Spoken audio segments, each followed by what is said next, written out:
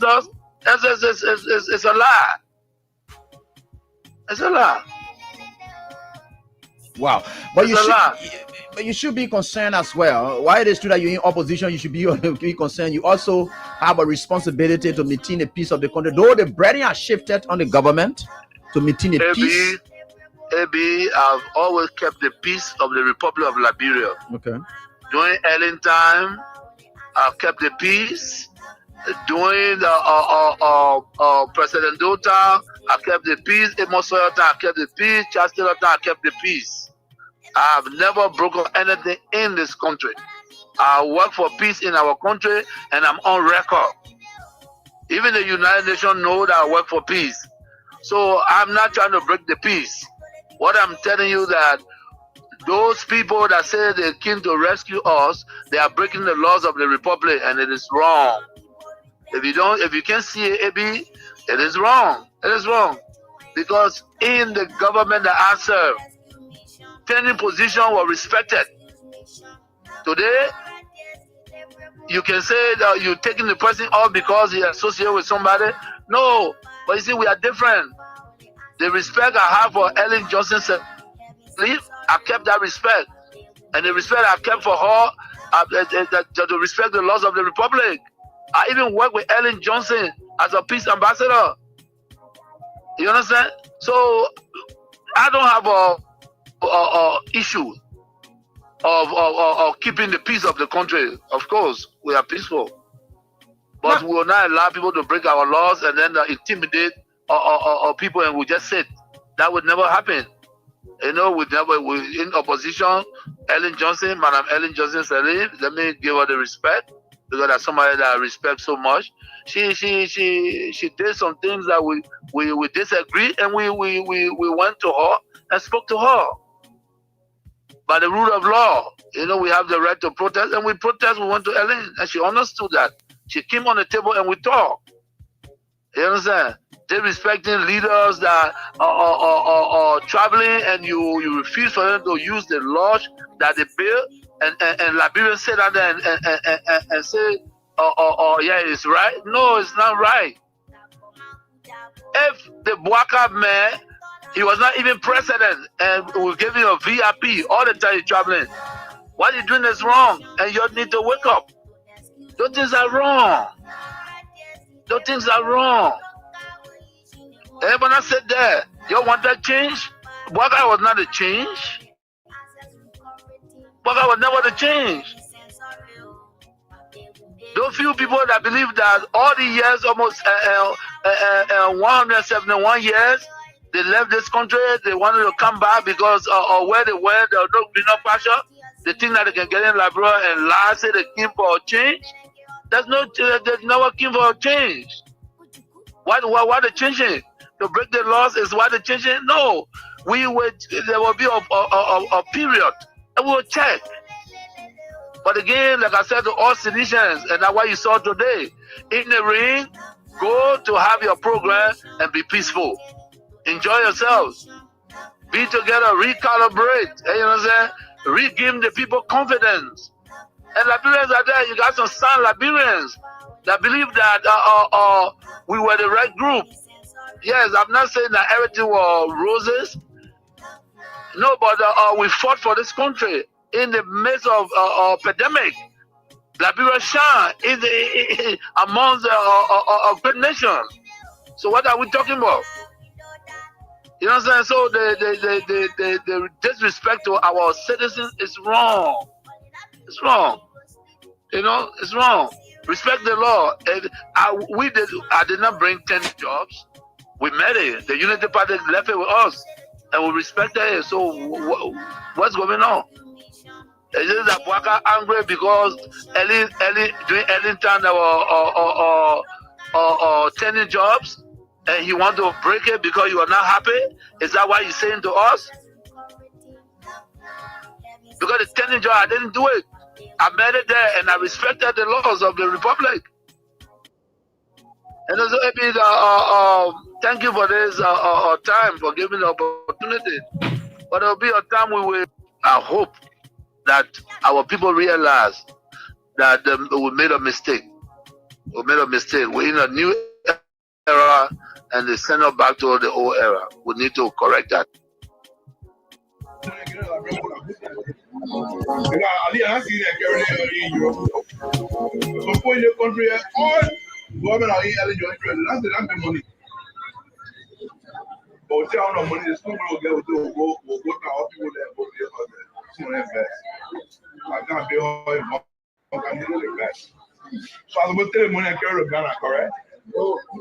I want to encourage those who want to remain corrupt and steal money that I beg them. The money should be used to bless our people. But even I've seen money get like rent for a book that because I see that carrying in Europe. Some point in the country, all government are eligible to that's the money. But we tell no money, the school will get to go to our people there, go to invest.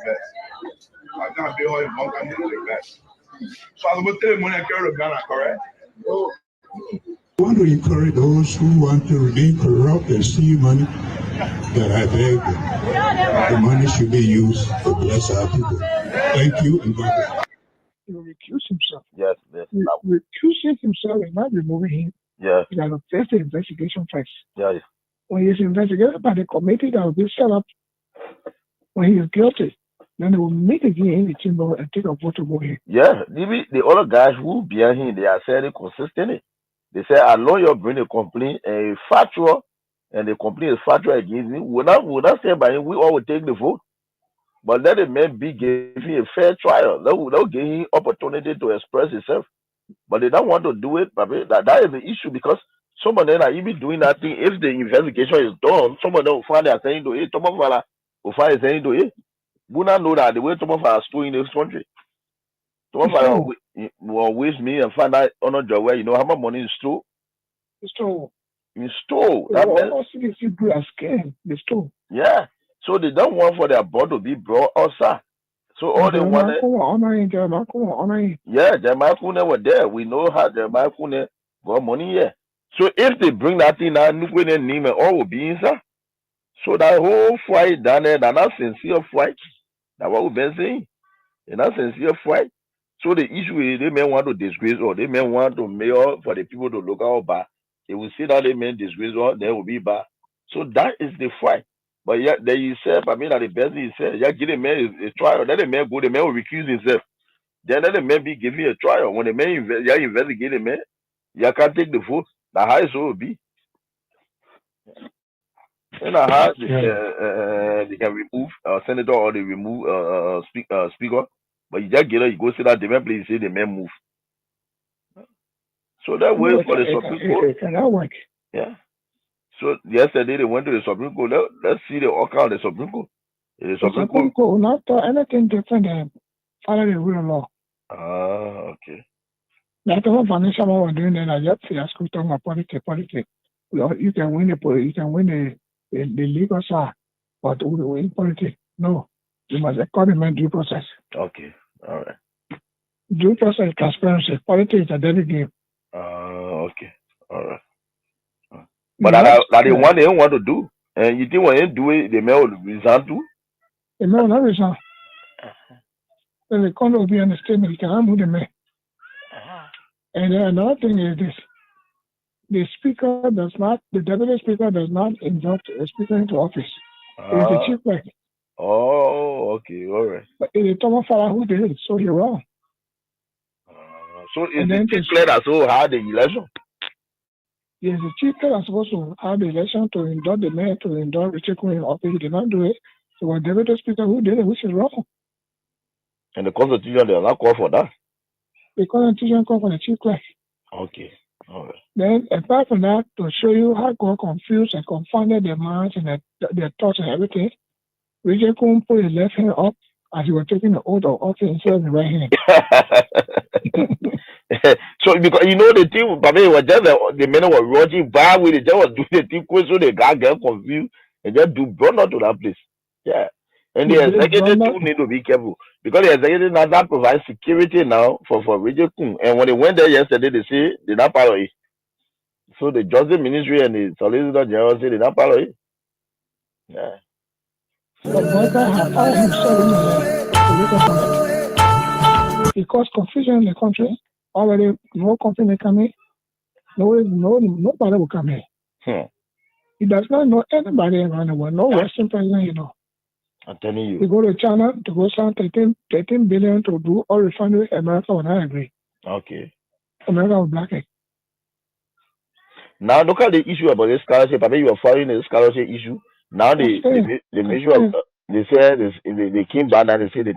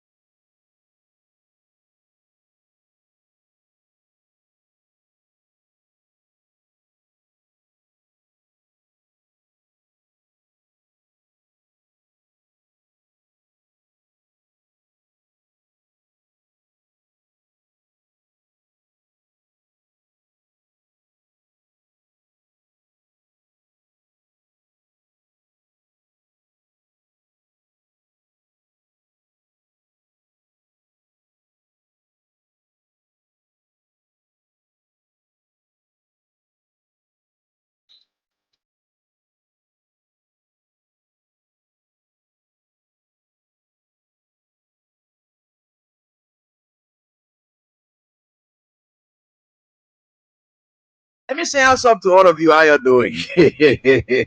You're sorry. Yesterday, I was really on my way.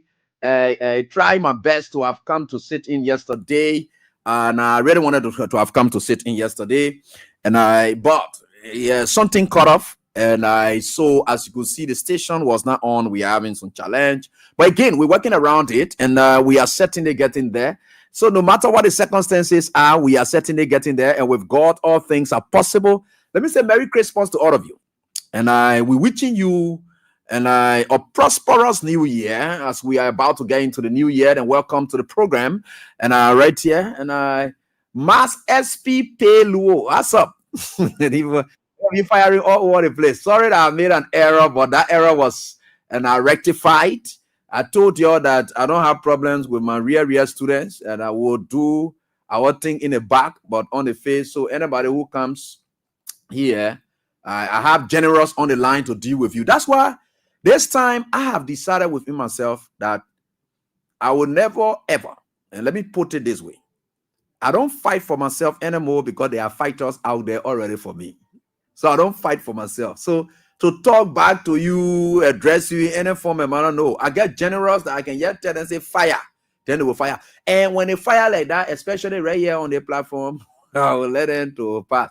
And because you know why? That you provoking them, you making them to fire. So as a result of that, in fact, just for that reason, I brought one pastor to class as a guest pastor for you tonight. You're listening to him. Then you can preach to you. Those of you did all kinds of things yesterday, and this guest pastor will be able to help you. Yeah, because they kind of pastor here, the pastor that go for the class here. So let's listen to this pastor. If for all of you who doing bad thing, when you find yourself inside, just say so true, daddy. That just all can help you now. Just say so true, daddy. When you find yourself in the sermon that is being preached, just say so true, daddy. My student, they can fire. I get generous. Yeah. And I really enjoy it. Yeah, they can fire. They don't joke. So please share. Thanks so much. And hats up to Yasata and the rest of the other people. Everyone else is fine. And we are grateful to the Almighty God. Here we are. Let's go straight with the sermon for the night. Short sermon. No, short. Yeah, short sermon. You're listening to the word of God. Let us go. Let's listen to the word of God. Let's get to the word of God and study up very fast.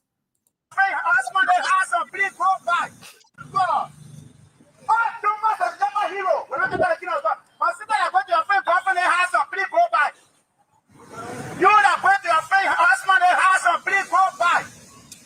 The Bible says don't that what belongs to other people. You must be satisfied with what you have. My sister, I'm talking to you. I'm warning you now. Take direction now. Not going to talk before I bite to your heart in Jesus' name. Amen. But one thing with God, you don't want to talk to where you're 17, girlfriend number your phone. Woman now so that you. You cannot enter the kingdom of God. Because the Revelation 22:15. One month when I enter there, no woman can buy by you. The woman, the OPT, get it. You finish. You can't enter there because when you enter there, you will break all the Indian women. You cannot go to that place.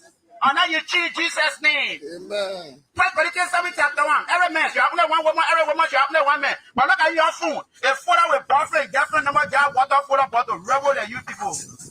That type of human being that they say they want to pollute the kingdom of God. They see where you're not polluted, girl. You can't enter there. Unless be holy. According to Hebrews 12:14. Father, peace with all men, with all holiness. No one will see the face of the mighty God. You that can put tattoo. You that can put trousers behind your butt, men that can look at yourself, men that can put tattoo, women that can put tattoo, men that pleasing, women that pleasing, that your body know that they fight for you. Look at your body know that they guana, red roasted plenty. Look at it looking at. They bring your reaction when they finish with you. Your face will same blood will still fight mama thank God for you because you don't love your own self God. You deny God. So please repent in Jesus' name. Amen. For your eye like you know that you are blue. The front is the front view of your head. Your face look like head can your party and can't eating it. But 2024 to 2025, all the women that can wear forehead, they will get boy up. Boy not beginner. I want the Americans deceive you. You destroy the resources. I want the resources 729. Why grandma be please and simple? But you add it to your body now. Look at the forehead do. I put boy on your head. Sister, you can see outside the mirror too good. Look at that dresser. When you go inside today, yeah? Your faith just developed it. You know that Rabbi feet itself. Repent Jesus' name. No, amen. Amen. If I stop it, because I was not there, tell why you're going your share. You think you have to tell say you will travel, my son, I travel before you travel. And let's say you were married, you can go away before you marry with your international arbor. Now you don't want to talk to woman now, with your leaky pocket. That only woman you can have your friend man criminal than you. This guy. I know all my students there, everybody get their own portion inside. I'm the only person who's exempt from what the pastor is saying. All of you, majority of you get your own portion inside the same way. When the teacher not part of the same way, when the teacher not part of it, but most of the students listening to this same way, you're all inside it. What kind of thing? They say your eye largely looking at broom. It can be sweeping all over the place. What kind of sermon did I just come across? The man say, I don't go to. He say, you think I'm coming to come pray for you to travel? I don't travel yet, then I'm going to pray for you to travel. What kind of thing?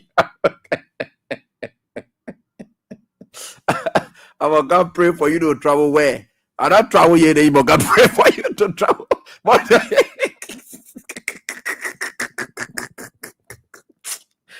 of this?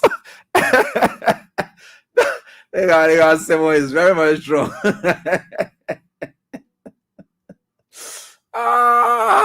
Powerful sermon. I like it. Yeah. The sermon is very touching. Yeah, it's touching. They kind of preaching here, but they have something around and go back. Who you know that going to somebody who and will turn around to go back?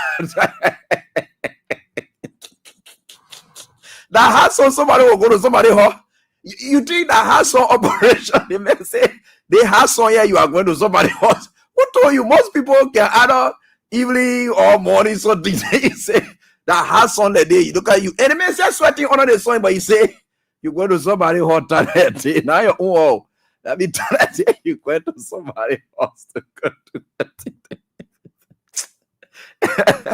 Yeah, the guy is interesting. Anyway, I like the sermon. Yeah, it's touching. And all of the references are good. And, I don't know whether the pastor can go collect offering in the end. Because the memo then that you're talking to, yes, so all of them are here. And the pastor level straight. All my students there, the pastoral student there, the pastoral network students of this class. How you look at this sermon? I know that someone that you say you know you're gonna go preach in your church. That is even preaching here. So anyway, we are getting there. Yeah, we are very grateful. Hats up to all of you and welcome to class. It's important. It's important. We'll bring back this sermon again. And don't worry. And we're getting there. So please try to do your stuff. And I you're not gonna spoil the class to them, man.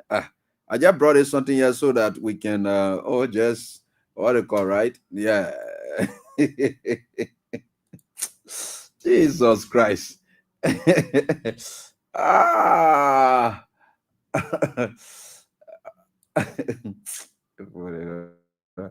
kind of thing they in the country here? So yeah. But anyway, we are getting there. Let me say what's up to all of you and welcome to class.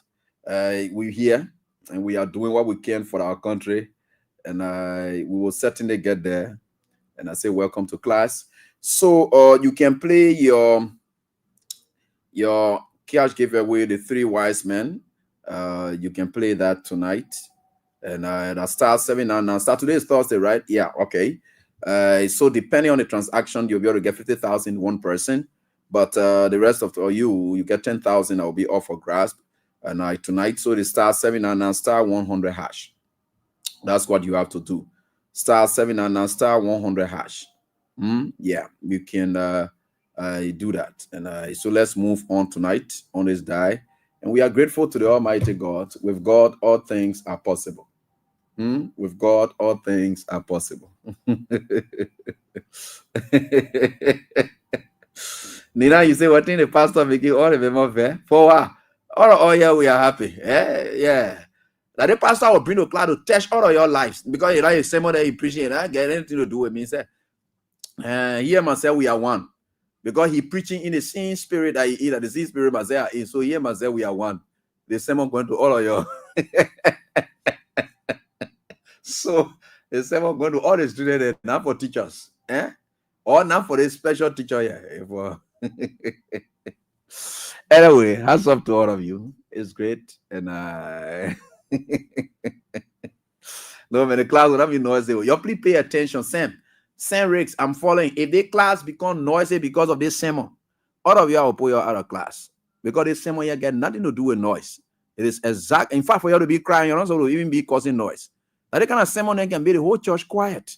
The kind of sermon it can make everybody because you're on a portion inside too. So you just keep quiet. So you just keep quiet about it.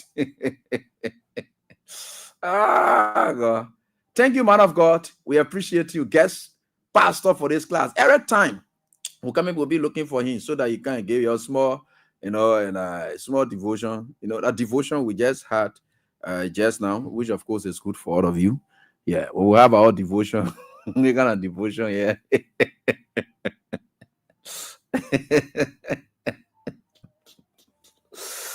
All right, so let me say what's up to all of you. Yesterday was Christmas. Yeah, I don't know what evaluation you will give the Christmas of yesterday. But yesterday's evaluation, I had wanted to come here to have shared the Christmas with you. So that we could have it on. And it's very important that you understand your own evaluation of the Christmas. I don't want you to even go passing all over the place. Just take a look around you. Because yesterday I wanted to do some videos, passing around, doing some videos to show it. But again, I didn't want to appear political. And yesterday's show, I had wanted to even come on the show late evening. I was in black because this is one of the most moveful Christmas that we are observing. Like I said, it's not about celebration, it's about observance. So the streets were full because Christmas is mainly about children. And the only way you will see the children out is when their parents have the purchasing power to make them happy. If the parents don't have it, you will not see the children out. So yesterday, the scarcity or the streets drought of our children, kids in the streets, and it would demonstrate and give you fair appreciation of what yesterday's or this year's Christmas honor Jose Yuma Boakai, the first year Christmas honor Jose Yuma Boakai was like. And the streets were virtually empty with kids that would normally see flooding the streets. That was not the case. And we are waited and thinking that sometimes late evening hours, that was not the case. And it is something that you can see clearly. And we know that the government officials themselves, they are aware that things are tough, times are hard. As to what may be the contributing factor to that, I don't know it. I can tell you squarely that something is responsible for the Christmas not being just good. But this is the poorest of all Christmas that we ever had. Christmas had been poor. We've been seeing Christmas. I know not everybody will be happy with how Christmas is. But if you look at the streets, sometimes even immediately after Christmas, you will still see the streets flooded with people selling. Today, again, because there was no issue in coming up to can't have your hair for nothing. Because if you didn't get it for Christmas, what will you be able to get? So people and I will find it very difficult to get on. Do you? I will get to you. Yeah, I will get to you. I will get to you. I will get to you. So these things happen. So we are just grateful. Forget about politics business. It's not about politics. It's not about politics. It has nothing to do with politics. So it's about the reality. And the only reason I had always said I would never go political in what I do is because whether you like it or not, you do politics, it will haunt you. And I don't want anything to haunt me in the future that I cannot account for or speak to. So we are watching to see what will happen in the coming days, right? Just to give you some updates, the Honorable Speaker of the 55th National Legislature is still well pretty seated. Nothing has changed. So we are now thinking about what a SONA will look like, whether other people are planning to boycott the SONA because they cannot sit on the gabble of an illegal person. Because normally when the SONA has been held, is the speaker who will convene and the legislature that day before the president even speaks. So with it happening currently as we speak, since the budget was passed, and the president is yet to sign the budget, and we are hearing in the diplomatic circles, people are concerned. They are concerned about the status of the countries, the legalities surrounding the national legislature, that they're sending forth that budget to the president. They want to know. There is something they call in law, they call it the poisonous fruit doctrine. You know what it says? The poisonous fruit is in evidence. What it said is that no matter how good the evidence may be, once that evidence was acquired illegally, that evidence cannot be admissible. That's what they call the poisonous fruit doctrine. Because the root of the tree, what I gave rise to the tree, is very poisonous. So whatever fruit that comes up from that tree, once the root is of poison, you can't eat that fruit. Because the root, that's what they call the poisonous fruit doctrine in law. So once the fruit is coming from the poison or poisonous fruit, because the root of the tree, very good, it has made that fruit to be poison. So our national budget is currently a poisonous budget, because the fruit, the national legislature, the fruit of the budget may have passed or so forth, but the fruit of it. So you see that is what we call the poisonous fruit doctrine, right? That is what it is. So it is very difficult that fruit, which of course is the budget, can be admissible. It can be accepted. It can be eaten, because the root, the poison associated with it, and it's a legal doctrine, which is very much essential. And I will always try to share these things so that you get to know it as students of this class. And so the president is now struggling. The president has the fruit. Now, does he have to sign that fruit Does he have to consume that fruit?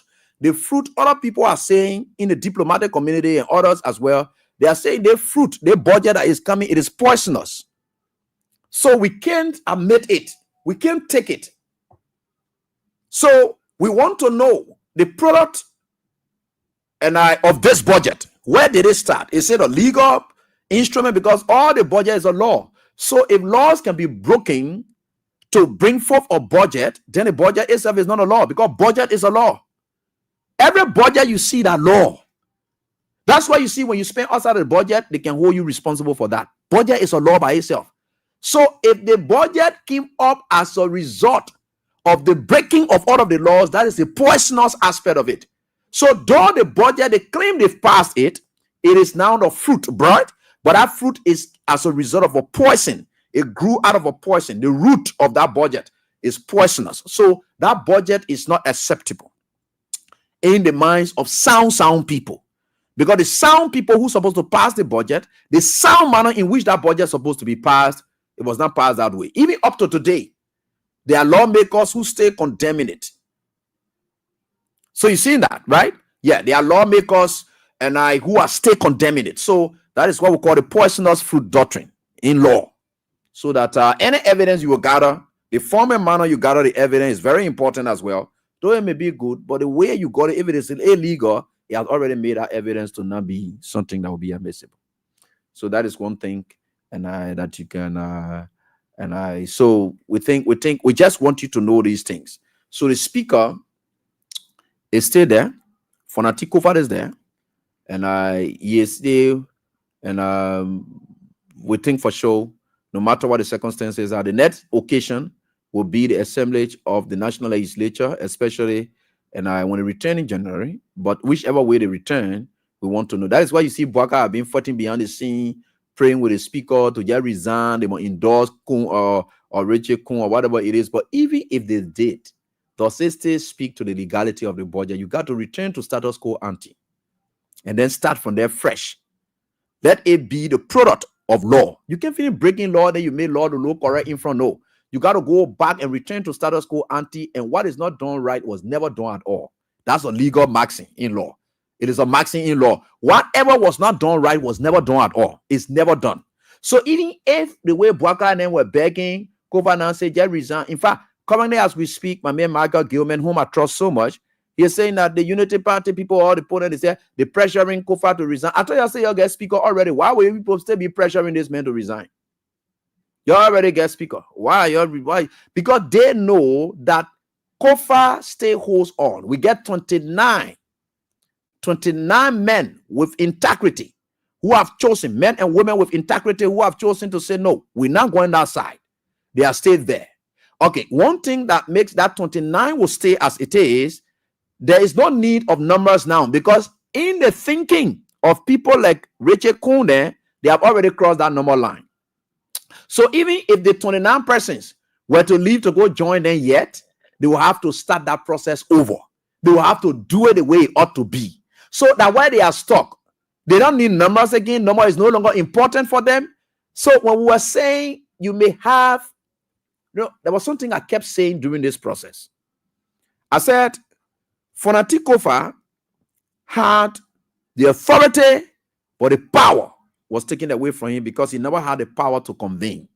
Then I said the majority bloc, they have power with no authority. I kept saying that thing, right? So currently where they are now, the number is just a power game.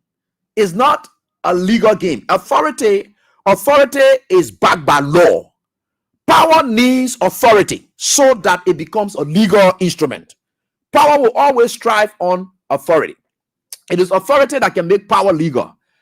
Power without an authority is something that is illegal.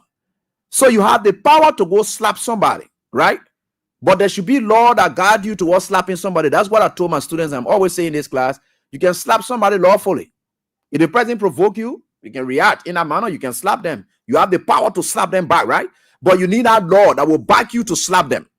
So they say provocation could be one of the defenses. That's affirmative defense. Those would be some of the defenses that you could put in place to say, look, I slapped this man because he provoked me. Now you must be able to prove to what extent That provocation went that had you not slapped him, something dangerous was going to happen to you. You got to state that one clear. So this is what it is. So the number no longer matters. So that thing you were talking about, oh, number gain. Lord does not care about numbers. If Lord cared about number, power, no. That's why you see the poor man is able to win a case against. Because it is not the number or the quantity of money the rich man has that makes him to have a case. The Lord does not see that. The poor man, you don't get plenty of money, right? Plenty of money is number, right? Yeah, but you don't have that. But he's able to win a case against a rich man who has all the plenty of money, because that money is the power he is using. But that money, once it is not exercised or it is not used with the backing of the law, which is the authority, that money cannot survive in front of the law. So all of those things, and I would think for sure, a very noisy year. One of my students just spilled it out. Linton Sida says a very wasteful and noisy year. Very wasteful, noisy, chaotic year. This is calamity stage 1. Calamity stage 1, honor Joseph Yuma Boakai. So this is what it is. So we can look at it that way and say, okay, yeah, we can get there, right? So that is why it is. So I just thought to pass over that one to make sure that you people can still have faith in the speaker and his team. They are still there. They are integrity people. And we think for sure they deserve an honor because they have brought our country to this level. So Joseph Boakai is passing around in Lofa County, very much illegally proceeding everything, and he's moving on. So thank God we know the number of persons who are there, and we will look at it, and we are seeing them, people who are actors.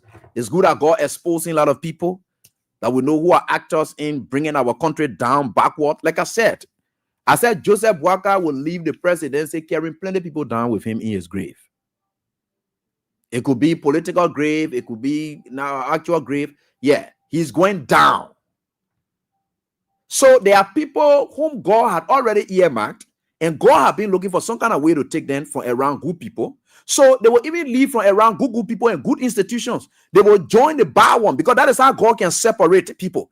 God can separate you from good people because your presence around good people, you deserve to be punished. But because you are with good people, you are saved. So God will separate you and you'll go to a bad place where he will look at you and tell you. That's why you see when God was ready to destroy Sodom and Gomorrah, God separated his people. He said, look, Lord, tell your family. He said, Abraham, and you get your uncle, and you get your brother down there. Yeah.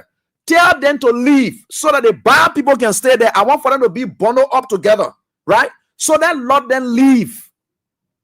Let them leave.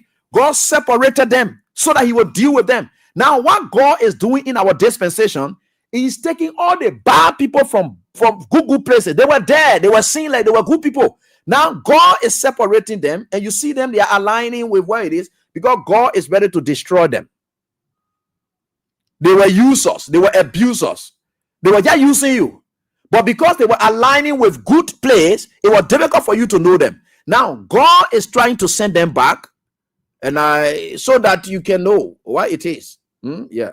So that is why it is. But you see, people may not understand these things. For me, I believe in God, and I know God works in mysterious ways. I believe in God.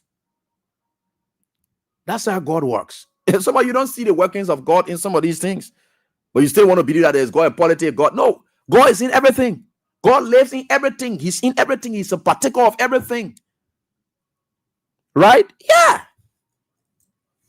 And politics about, about choice, decision making, and so forth. And God is in everything. So those things are clear. And God is trying to separate the good from the bad and then try to brush them aside. That's what he's trying to do.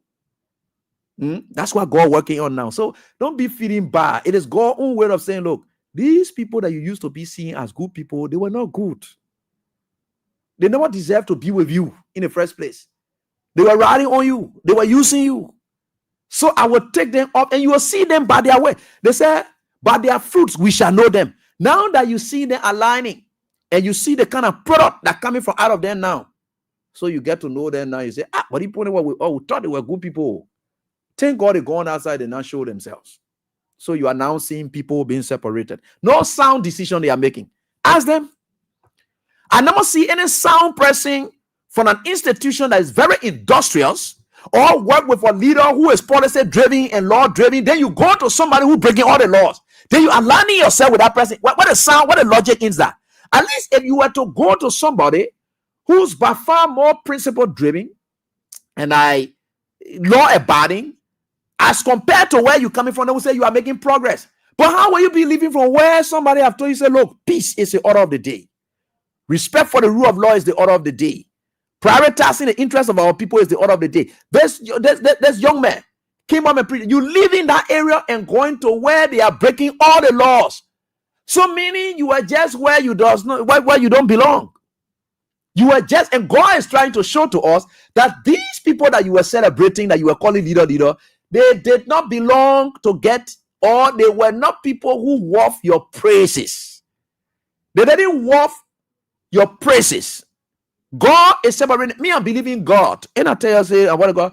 God is very much, we think for sure with God, all things are possible. And I always tell you people that I'm not perfect, but I'm not reckless. I'm not perfect. I'm not reckless. And I believe that there is a God that I serve, and he works in mysterious ways. Those mysterious ways are ways that you may not like, you may not be happy about, but he's working for your own good. He takes those decisions. He makes it happen. So you seen it? That's why it is. So we are very grateful, and I want you to keep the faith. Don't ever be discouraged. Whatever is happening, it is God's own way of working it. God not going to share his glory with anybody. God has his own way of making things to work. And so we are getting there. And I'm telling you always, when I'm saying it's from a positive perspective. It could be from a negative perspective, but only God knows which one it is. When I always say we are getting there. So don't hear your here for nothing. We are certainly here and we'll work out for the good of our country. Now, with all these things that happen in this country, take a look around you. Some people have started going already. Look at in Lofa County. Nima County people kill, I don't know if they kill cow and eat dry red or wetting. Yeah, it's happening. In fact, not just that they kill cow and eat dry red, one of their big cow even left inside it was even killed. Nima County is suffering today. Boakai is passing around and then acting like he's celebrating, and Nima County is there crying. The Nimbayans are crying. Thank God before his death, Prince Johnson already rejected Jeremiah Kum. Before his death, he said, Kum, he's finished. 2029, Kum was already rejected because he had proud to Prince Johnson's death, rejected Prince Johnson and said he's not an MDR person. And you know, MDR is the heartbeat of Nima County. Right? So he said he's not an MDR person. He said, no, not MDR person. He said, I'm not an MDR person. Right? He rejected and subscribed to the Unity Party. Unity Party originally, all it is, it has its deep root in Lofa County.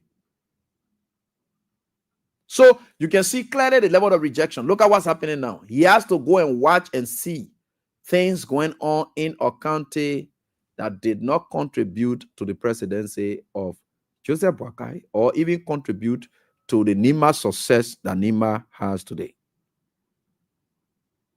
So you see all of that. And we are certainly getting there. That's how God works. God send you somewhere and destroy you. And that's why it is. Prince Johnson staying with Wea, he was under the blessing and the guidance of Wea. He left from Wea, now he went into the devil era. What happened to him? He's gone. So there are people who joining Prince Johnson, and it's good that they are leaving from CDC and going to join the devil kingdom. God knows how to bundle them up, and God will do that. I believe in God in everything I say. I wish no one evil, but your own conduct is a witch by yourself. Self-witch by yourself. And that is what it is. So we are getting there. And so I don't ever hear all those things now where people talking about all kinds of things. No, I don't talk about. I don't have time for that. I'm very grateful to the Almighty God for being here. Now, times are hard, things are tough, and then we see people are here trying to do all sort of things. And I saw the executive mansion. I just thought that the executive mansion they didn't do well to even respond to what Boakai said, which was very clear. I don't even want to read their press statement. On a Christmas day and all, when he also to be celebrating at the time, they provide clarity because they are drowning. Joseph Boakai is drowning by the day. There's nothing Joseph Boakai can do to survive this. When you are cursed, the only thing God can use to damage you is the decision you make. God does not need any other thing. God, they say, you know, during those days when during the war, the Cold War. So what those people did during the war is to grab young people, play with their brain. When you want to take ownership of somebody, play with the person's brain. Anything, you can control that person, you can lead them, you won't destroy them, play with their brains. And you'll be able to destroy them. Just play with their, hey, you finish with them. Like you see Zogo and then you see SO. They get them drug, play with them, they are destroyed. They leave them. They can't resurrect from there. So what God does in that is that God will always play with your decision to destroy you. So it will be on you as a result of the decision you make. That why? Pharaoh decision. God says, I will harden Pharaoh's heart. That hardening Pharaoh's heart is Pharaoh will be stubborn. He will make a decision to say, no, I will not let these people go. In our decision, God just say, I will harden his heart. Because the decision comes from the heart. The decision it comes from the conscious aspect of it is not just from the brain, no, from the heart. The heart you have is a bravery that we should put to bed to say, look, that is what I will do. So God said, look, I will harden Pharaoh's heart. God said, I will make Pharaoh to make a decision that will destroy Pharaoh. I will strike his firstborn. I will even make him to say people they were going to see it. Oh, they will see sea. They will see the sea opening for them to even be scared and go back. I will make them to enter inside. When they enter the street, I will lock that whole place, destroy them. That was God's own way. God can play with your decision. So sometimes a decision you're making, as God will not puff me. No, God will make you to walk into it and you will own your own decision. That's how God can do things. God will make you to own it. You will say, I took the decision. But no, but that is God's own way of dealing with you. So some of the decisions you see people making here and there, don't hurt your head for nothing.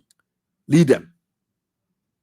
Let the thing of Joseph Boakai talking. You think now God just what it going? God just say, but you think you will ever be useful president to this country? In honor my watch? When you say you will dance with the devil, can you dance with the devil then? God gave you my blessing. Could you imagine Joseph Boakai is giving blessing to criminality in Liberia?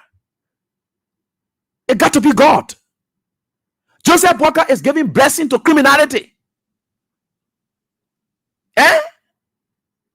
The same thing, the fruit. Look, there you go. You know, people may not understand how God works, and there are a lot of things. For that man to look at it and say, look, that is what it is. Yeah, because Joseph Boakai had danced with all of the devils. Look at the Joe board that they grabbed, the Joe Poto board that they grabbed down there. That the people who used to be supplying Joseph Boakai. They stole the money to supply him. I know they say Abdullah Kamara. How they call the guy out to LTA and Kamara? The cameraman stole money from LTA. That other report came up. Ever sent and indicted the cameraman for it. But because that man took that money and gave it to Joseph Boakai, and Joseph Boakai benefited from it, Joseph Boakai not sacked that man. That's why they are press release they came away. I just laugh at them. There are people who even did business with the CDC. They stole money. But because Joseph Boakai benefited from that money, it was a blessing to him. They blessed him with it. Because they stole the money and then they blessed Joseph Boakai with it. It's no crime. That's why he just confessed in Lofa County. So what a clarity about that thing. Then they came out with press release to kind of indict themselves.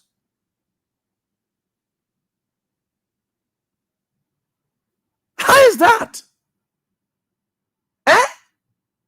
That other report any other report you see Joseph Boakai call for that being held back is because Joseph Boakai get people who stole from there and then gave him. So they were blessing to him. When you hear him say, oh, I beg you, I will encourage the people who want to remain stealing. Yeah.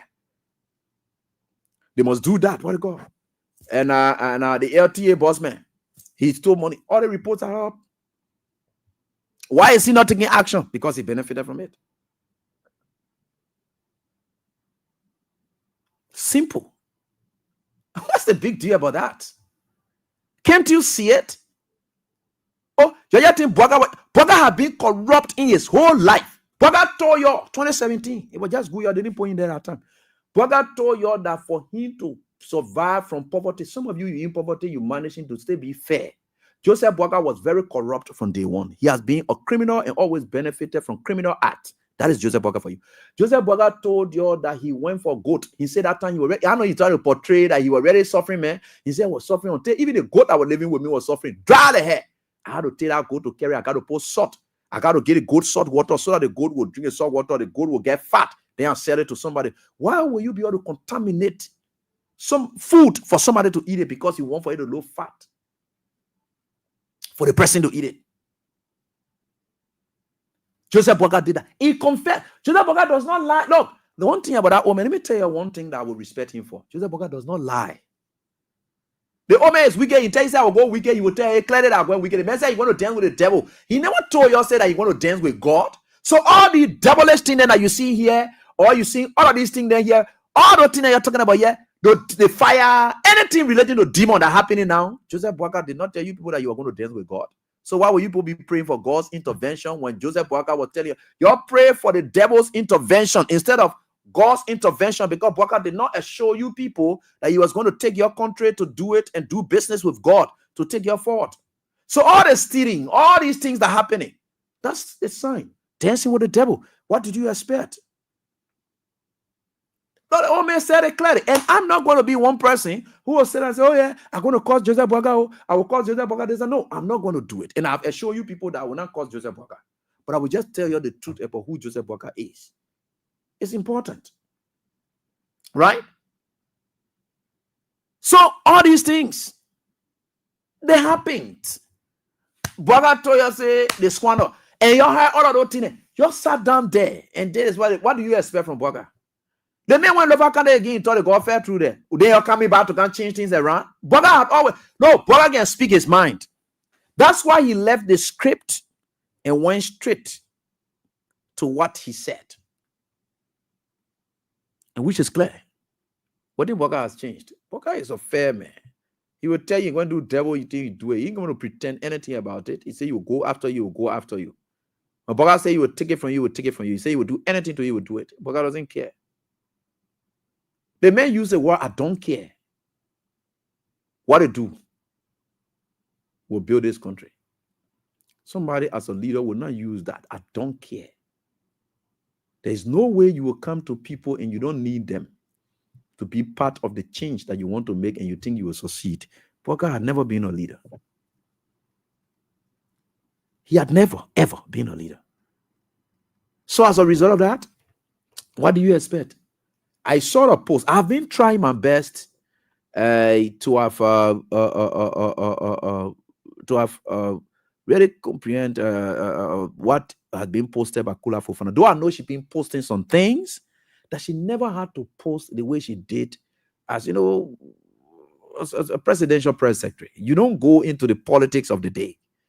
The same way around the president. The president himself will not enter into the politics of the day. So the presidential spokesperson, because you are the spokesperson of the president. So you don't enter into the politics of the day. Leave that one with the information ministry that will deal with issues that way, if they want to do it. Or you will have your own political people then who will be doing that one. But around the president is the president of the Republic of Liberia and not president of a unity party. So there are ways that the president will be able to act. That's why you see when President we are caught in power, times went by, he decided to send an instruction or circular to all his officials, cabinet officials, to be very careful how they engage the Facebook, because they are direct representation of George Weah, because they work at the will and pleasure of the president. So he was careful. That's why you saw him suspending Eugene Fagone and all. That thing that people beating lawmakers here, the job of Eugene Fagon to put more Erin Snow. Eugene Fagon was suspended. They never put in jail. They were doing in jail and all. Just that. Then one more about police flocking lawmakers. Nothing happening. Just for Eugene Fagon to put more on Erin Snow. You know what happened? Because that is what it is. You can't be doing that. People will say, look, when you do it, that's George Weah.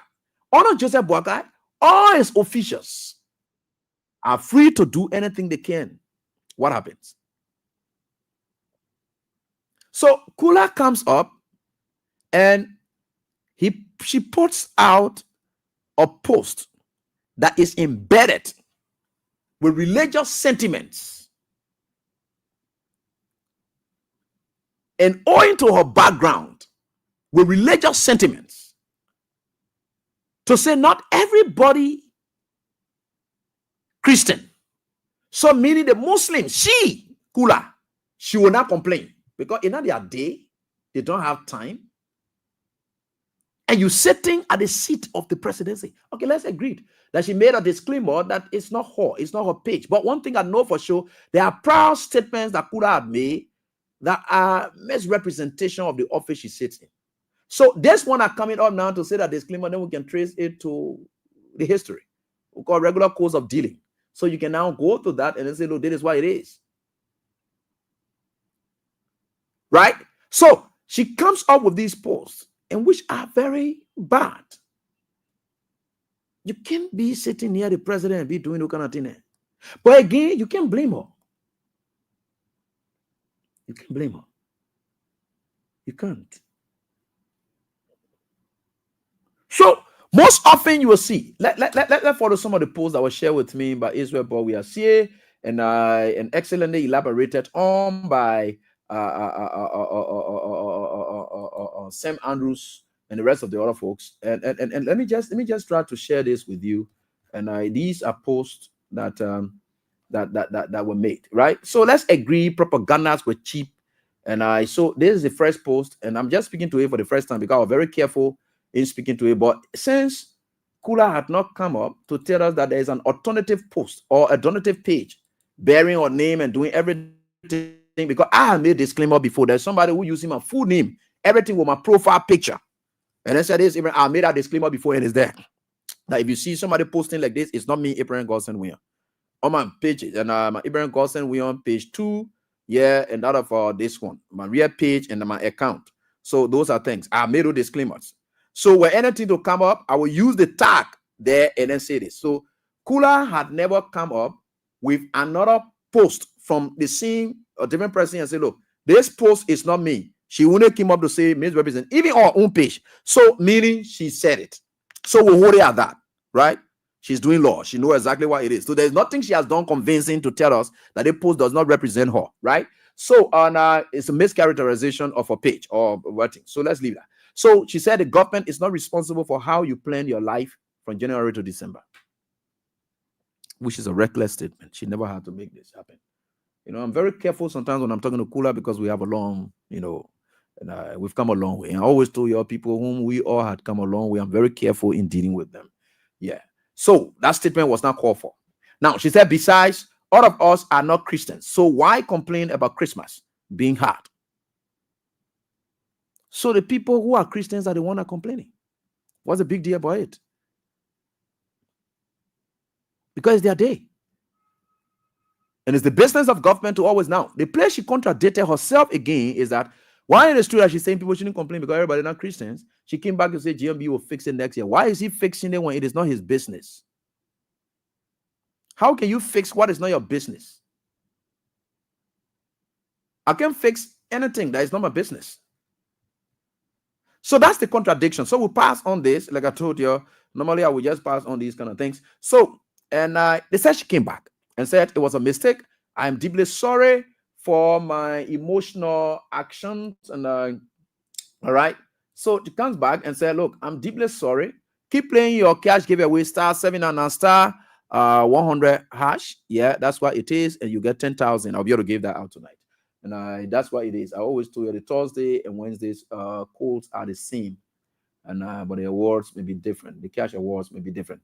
So let's go down to this one that it says, it was a mistake and I'm deeply sorry for my actions. I got emotional, especially seeing how everyone was blaming the president, my boss, for the hardship in the country instead of Mr. Weah, who left the country in hard condition. I'm sorry. Okay, this was decency, right? But again, in saying this, you also created more problem. The reason why everyone else is blaming your president for the hardship is because your president believed that hardship was not a normal thing. Joseph Boakai believed that hardship was not a normal thing. People dying in the streets were not normal things that could happen. It had to be the government of the day that making it to happen. That's how you people ran the campaigns. And that's what I say I'm not a propagandist, because in doing propaganda, you are entrapping yourself. That's why I don't go into propaganda, because propaganda is like looking at true thing and then looking at it and say, no, it's not real, it's not normal. I don't go into that. The reason why people are saying this today is because you people said you can be a government official and celebrate your birthday. That's why people blame Boakai for celebrating birthday. That's why Amos Stewart and they are being mentioned today and talking about their birthday, because they never ever celebrated their birthdays in their private life. They have to come into government before they celebrate birthday. So you made it a crime. When you pass a law and makes it a crime, then people will judge you by that. You passed the law. You said what the guys were doing were what we call natural laws, right? They were not naturally lawful, because there are things we call natural laws in law. Those things are natural laws. Like you are walking the streets and you look at the street and you see the street. You can't just go up, stay in the street like that and just urinate. Natural law tells you from your own brain and thinking that you can't just look at the street right here and just go stand there and just start peeing. There's a law. They don't have to pass law and put it there and say, don't pee here. No. Naturally, you would think that it's just of decency that you will not just go stay in the street and just pee like that, except an area that are enclosed and it may appear like that and they say, don't do it. They will pass that law there to make it clear. But that's why it is. So you people were saying naturally it was unlawful for people to suffer, to the extent that people organize and we tired suffering campaign all in this country protest. They say we tired suffering because honor our existence as people. No one's supposed to suffer. When God himself in heaven, he said sufferings are used as medium through which people can be tested. God allowed Job, his faithful servant, to be tested. And you look at it and say, look, nobody's supposed to. Just said nobody's supposed to wear coat suit when you are in government. You are not supposed to be happy when you are in government. So you seen it? Now you are saying that you feeling sorry for your papa because people blaming him for the hardship. Look, madam, my sister, the reason is that is when you people said it was not possible that our government will come to power that there will be hardship. It was not possible. It was not a good thing for people to be in power and see people suffering and then they're having birthday celebrations. That's being heartless. So you see why we are talking? You see what is piling up on you people? It's because of the assurance you gave to people. So most of these things are happening that you're seeing happening and you're speaking to all these things, like people what they call. So let's agree that you're saying you're sorry for that. Okay, we take the apology, but you can't equally blame you have gone 1 year. And you said in the first 100 days, you have solved most of these simple things. The bread and butter issues were issues. We have gone over 360 days. 360 days. Or 65. Because in fact, the whole year has even ended 365. Let's just put it at that. The year has ended already. And you are right here complaining about what?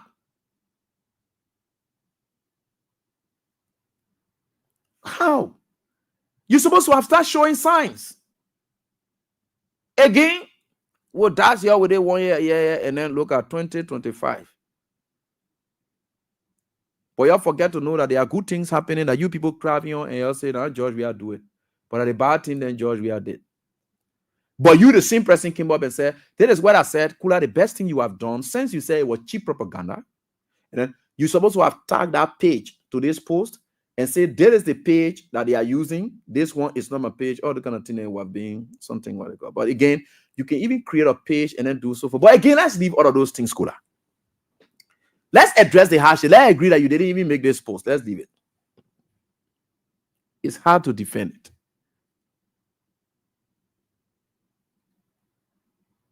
It's hard to defend. But you see, let me tell you something. People always said that people around, I always try to think ahead and really study something and think whether we are right in making certain statements all of the time. And when I thought about it, I said, no, we are not right. I think we are misjudging people who are not supposed to be judged, or we are ascribing responsibility to people who have got to have no dealings. So people always say that people then like cooler then, or maybe official then that can spoil the president, or that's spoiling the president, like they said in we are case. I've got to have a different thought about that statement.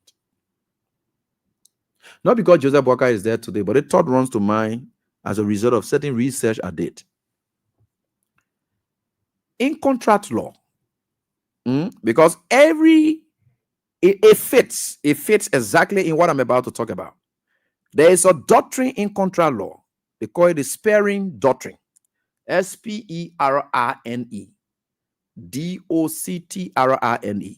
That's a sparing doctrine. Now it's in contract.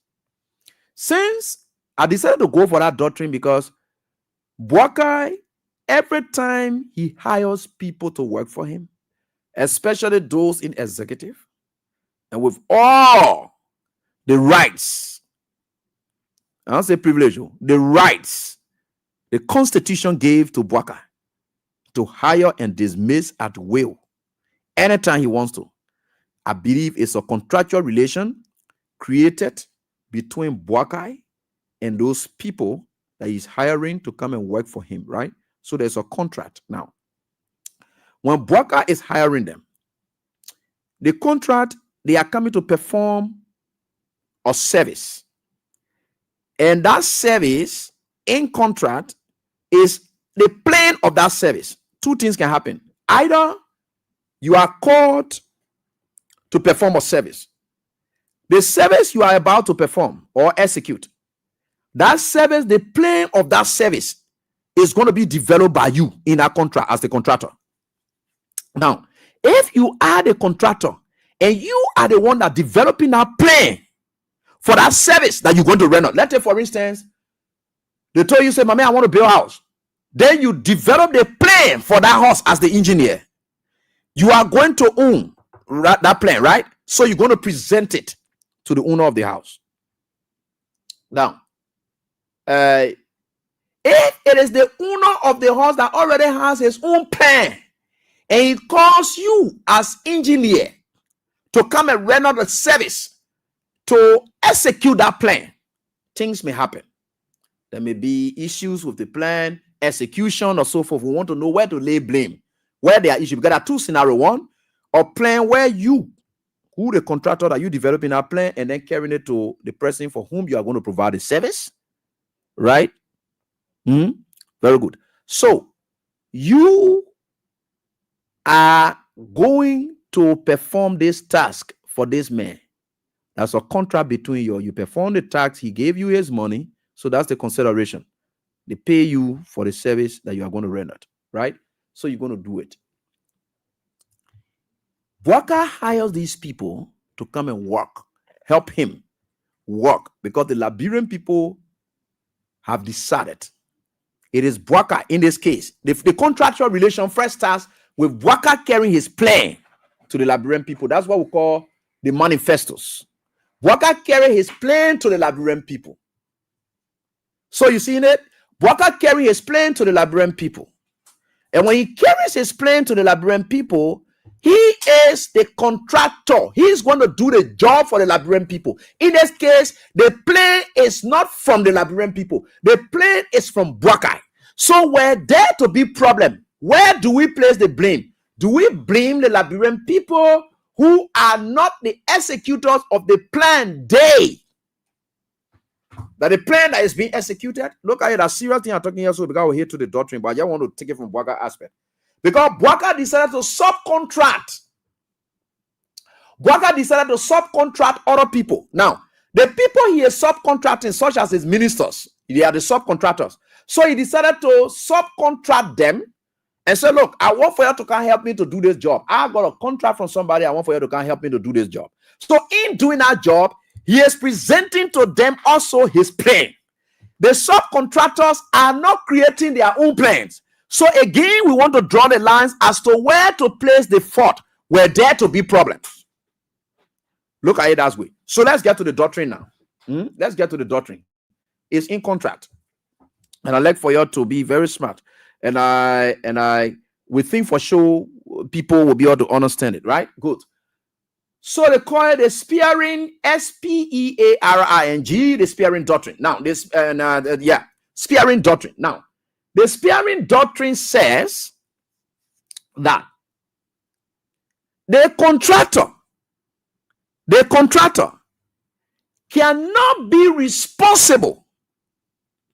The contractor cannot be responsible for damages that may be caused by defective plans and specifications. That is if, this is the exception, that is if you got that plan from somebody and the person tell you, say, do my thing like this.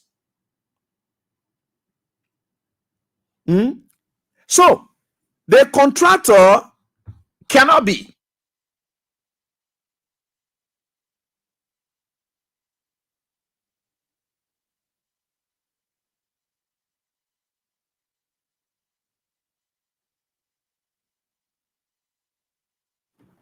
So let me try to re-emphasize the doctrine. It is a contract doctrine that says that a contractor can be responsible for anything that happened to a plan that he or she inherited. Right?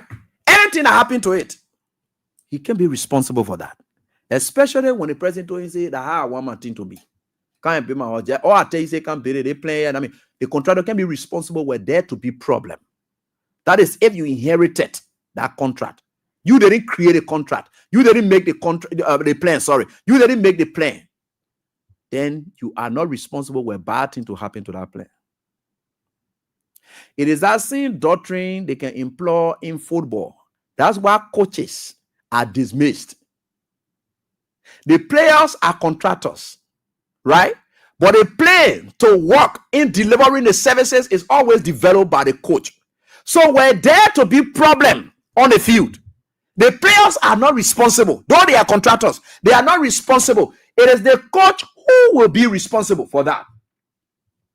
So that is why I thought to just share with you here tonight. In this case, the sparing doctrine, and I think my friend and brother, I think you're coming on too early tonight, and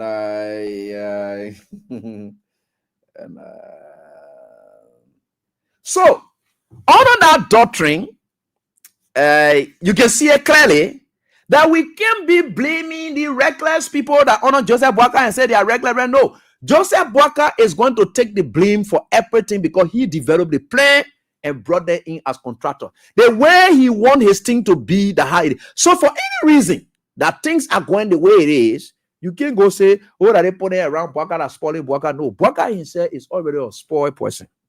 Because he planned that he has a spoil. Boakai is spoiled. Boakai is not a good person. Boakai is already a spoiled person. How can you expect a spoiled person who present a spoiled plan and then that plan goes wrong? Then you dare want to blame the contractor for that. The contractor can be blamed. So the minister then will leave all of them and then say Boakai is spoiled. That's why you see the reckless statement coming from the officials on Boakai, because Boakai himself can make reckless statement. They are the product of Boakai plan. Boakai plan is the plan of lawlessness. Boakai plan is the plan of making reckless statement. Boakai plan is the plan of being an outlaw person. That is Boakai's plan. So when you see his officials walking in a path, you can't say that the official then just point. You know what it takes for an Oswald Toy, who is somebody who came from Harvard University, to just look at a whole legal something and can't damage it on Joseph Boakai, because that's the plan that Joseph Boakai is working with. So you should understand these things. So we're not blaming any official for making reckless statement, because Boakai himself is a progenitor of reckless statements.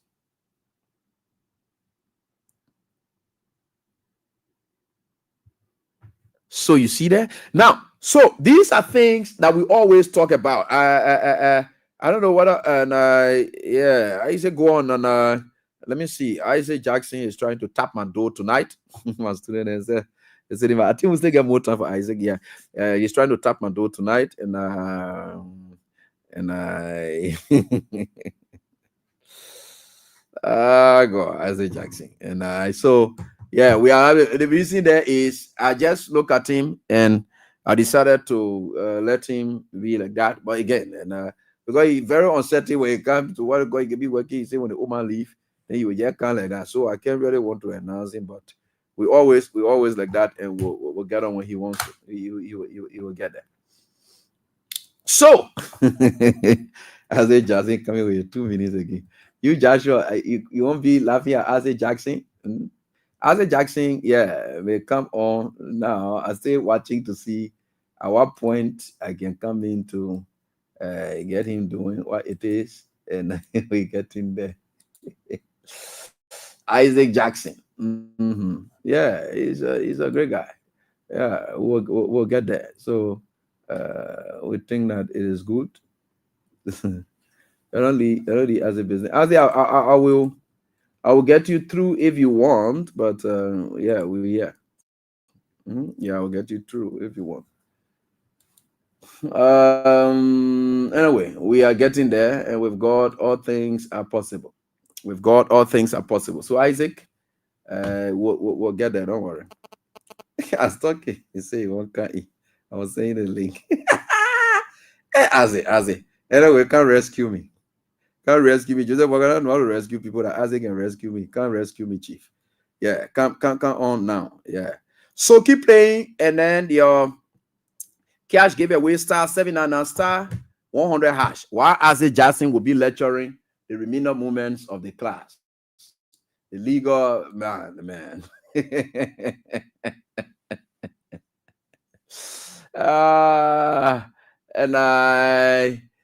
So I think, and we are certainly getting there, and we'll certainly get there. And Isaac will join us tonight.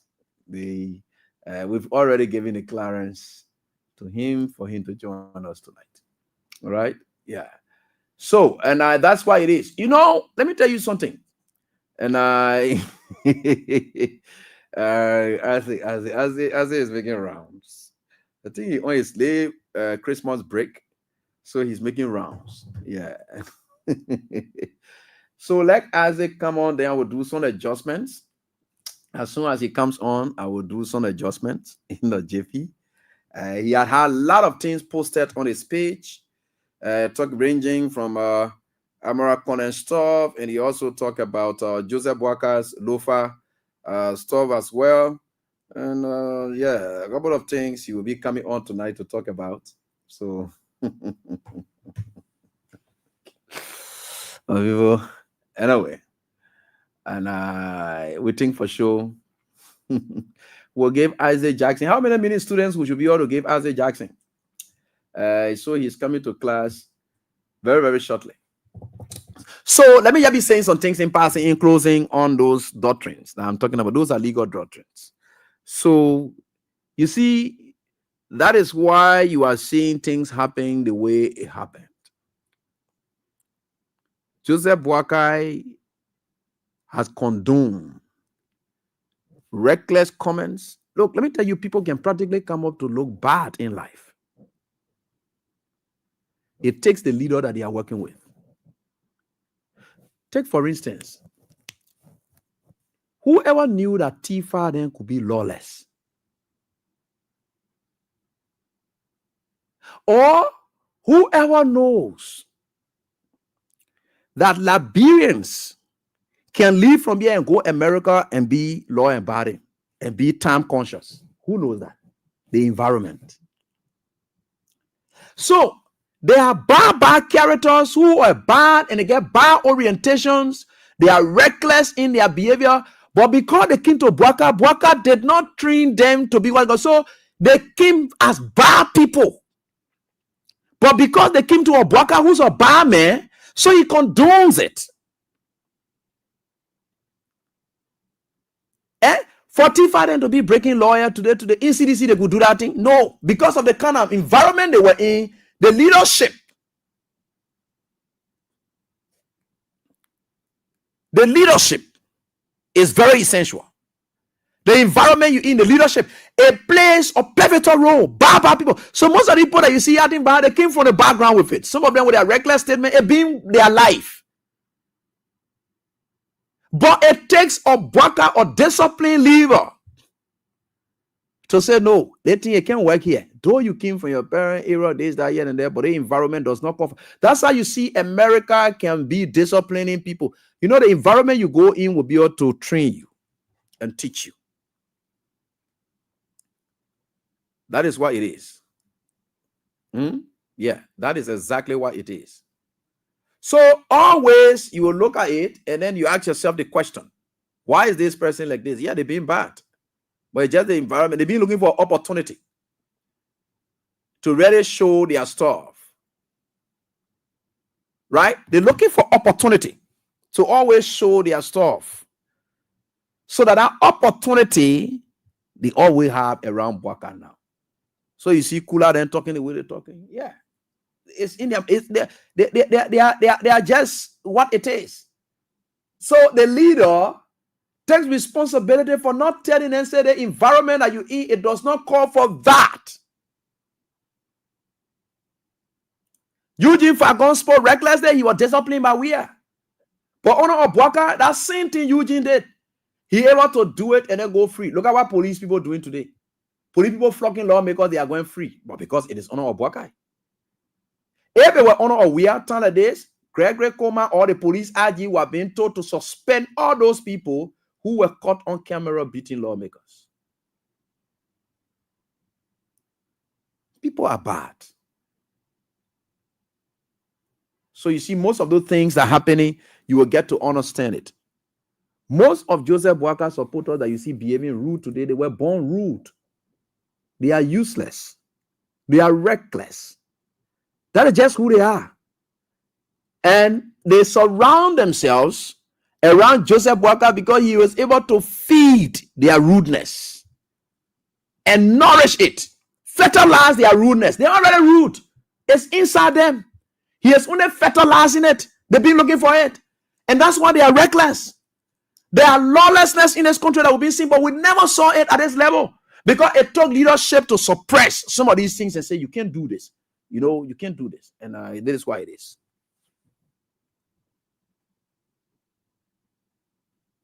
So you see some of the issues. But we will always say it. Whether you like it, you not like it, Jagola. I don't know. Whether you like it, you not like it, Jagolanta. I don't know, something like that. But again, that's it. But whichever way you go. So it's just God.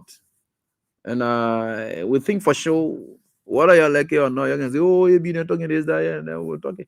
And so we are still waiting for the attorney to enter. The moment he enters, we try to get him right on tonight. And he is man. I got a chance say he coming. By the way, so I think he's finding means to get him. So we think we'll certainly get there. The moment he hits, we'll try to put him through. And we will get there. No matter what it is, we will certainly get there. So so Isaac Jackson, I'm still waiting and for you. So we think for sure we will certainly get there, and we will certainly get there. So the moment we get to attorney Isaac W. Jackson, who's already hit our background. So the attorney is setting his camera, and hands up to my own darling mom, and of course my own powerful and student Janet, and Janet Colley, and one of my powerful students who's following tonight.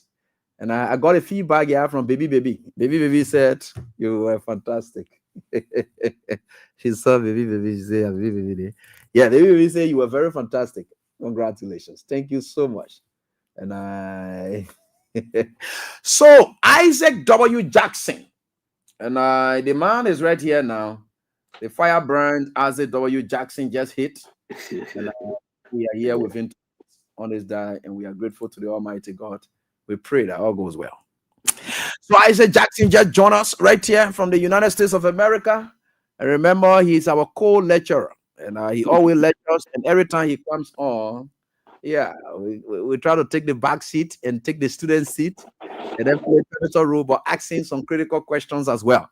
Isaac Jackson, I want to say Merry Christmas, my own dear Basa brother. Well, thank you very kindly, Abraham Godson William, and if it was not just a greetings, maybe then we will basically stay away from sharing compliments. But it's customary All because right, I know there's not much to be merry about in our country, you're right. considering the untold damage that Mr. Boakai and a bunch of vampire men are doing to the country. They are the only group of people that are celebrating Christmas and our people not celebrating. So I wanted to say Merry Christmas. I wanted to not say Merry Christmas, but it's customary. So let me say post Merry Christmas to our people and to you, Brother Godson William. I want to congratulate you for all that you continue to do and to acknowledge your birthday. You are a Capricorn born, now that I know. And there's something about Capricorn born people who are born under that star. If you do a little bit of astrology, a Capricorn born are people who are hardworking. They're very assiduous. They are not put off by difficulties. They are incredibly blessed. Some people say they're lucky, but I think they are incredibly blessed because they share that star with our King of Kings. So again, happy belated birthday, my dear brother. Thank you. And I'm happy to join you. And I say, Merry Christmas to our people, even though it has been a difficult Christmas. I say Merry Christmas since it's customary. All right, good. All right, so Isaac Jackson just join us so you can be in the back and play your cash giveaway already. The Christmas is not being married, and of course, you can just do radio entertainment. Liberia is here to help you up. What is it? Isaac, let's first start up. On a softer note. They say from bottom to top. So we just start off with the most recent, the law of recency. Let's implore the law of recency. Go ahead, brother. Go ahead, brother. You're taking me back to the classroom, brother. Go ahead, brother.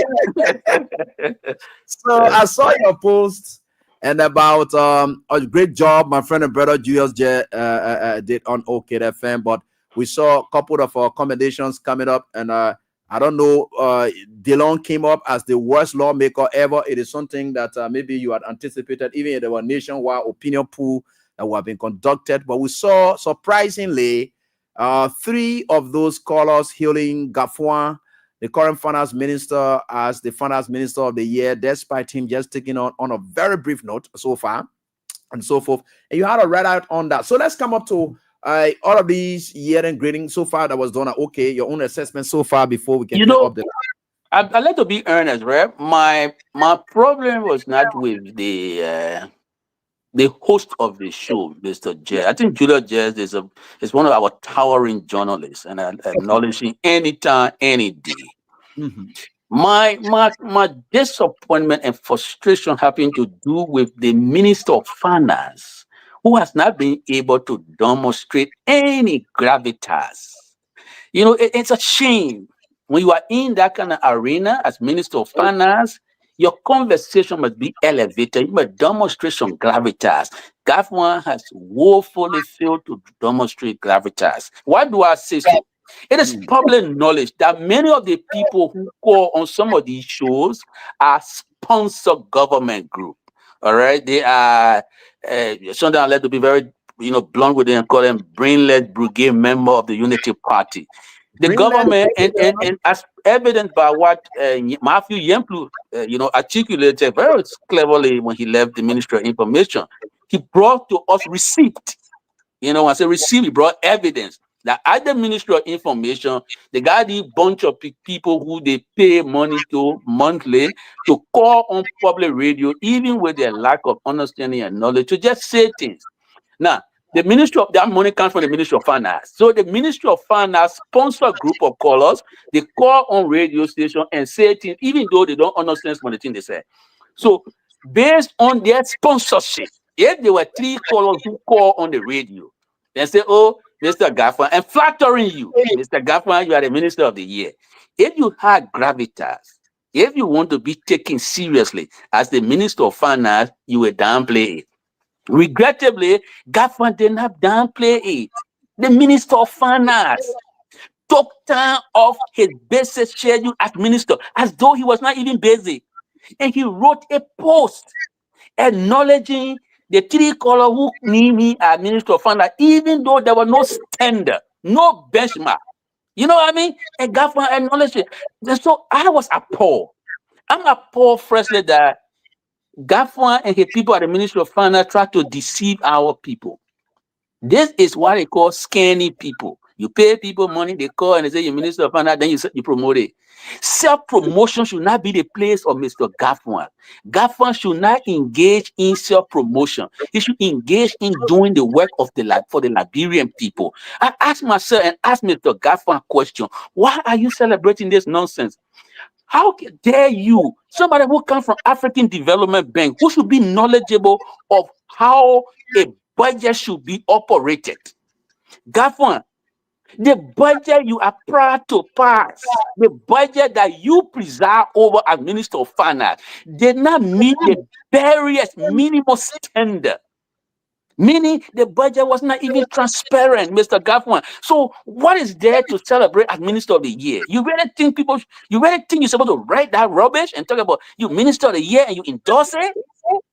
So how can you be unmolested, Mr. Minister, that you are the Minister of Finance, one of the major arm of the economy? You preside over the Liberian economy, and thousands of our people can barely celebrate Christmas. The Christmas is almost like funeral in Liberia. And the Ministry of Finance shamelessly, in reckless disregard to the sensitivity of the Liberian people, beating his chest and saying, I am the Minister of the Year. On what basis? The budget you sent to the controversial lawmaker, or the budget you sent to the controversial or Booker speaker, is a product or a subject of presidential illegality. So, Gaffwan, what is there to celebrate? Why are you not concerned that you, Gaffwan, have become an interesting ingredient in this recipe of chaos that we see at Capitol Building? Why? So, Gaffwan just showing that he has no gravitas. He will fall for anything. He wants self-promotion. That's desperation. You can't be the Minister of Finance and happy on three colors saying something when there is no standard by which they're making these calls. In fact, some of these people are people who you pay money to monthly to do government propaganda.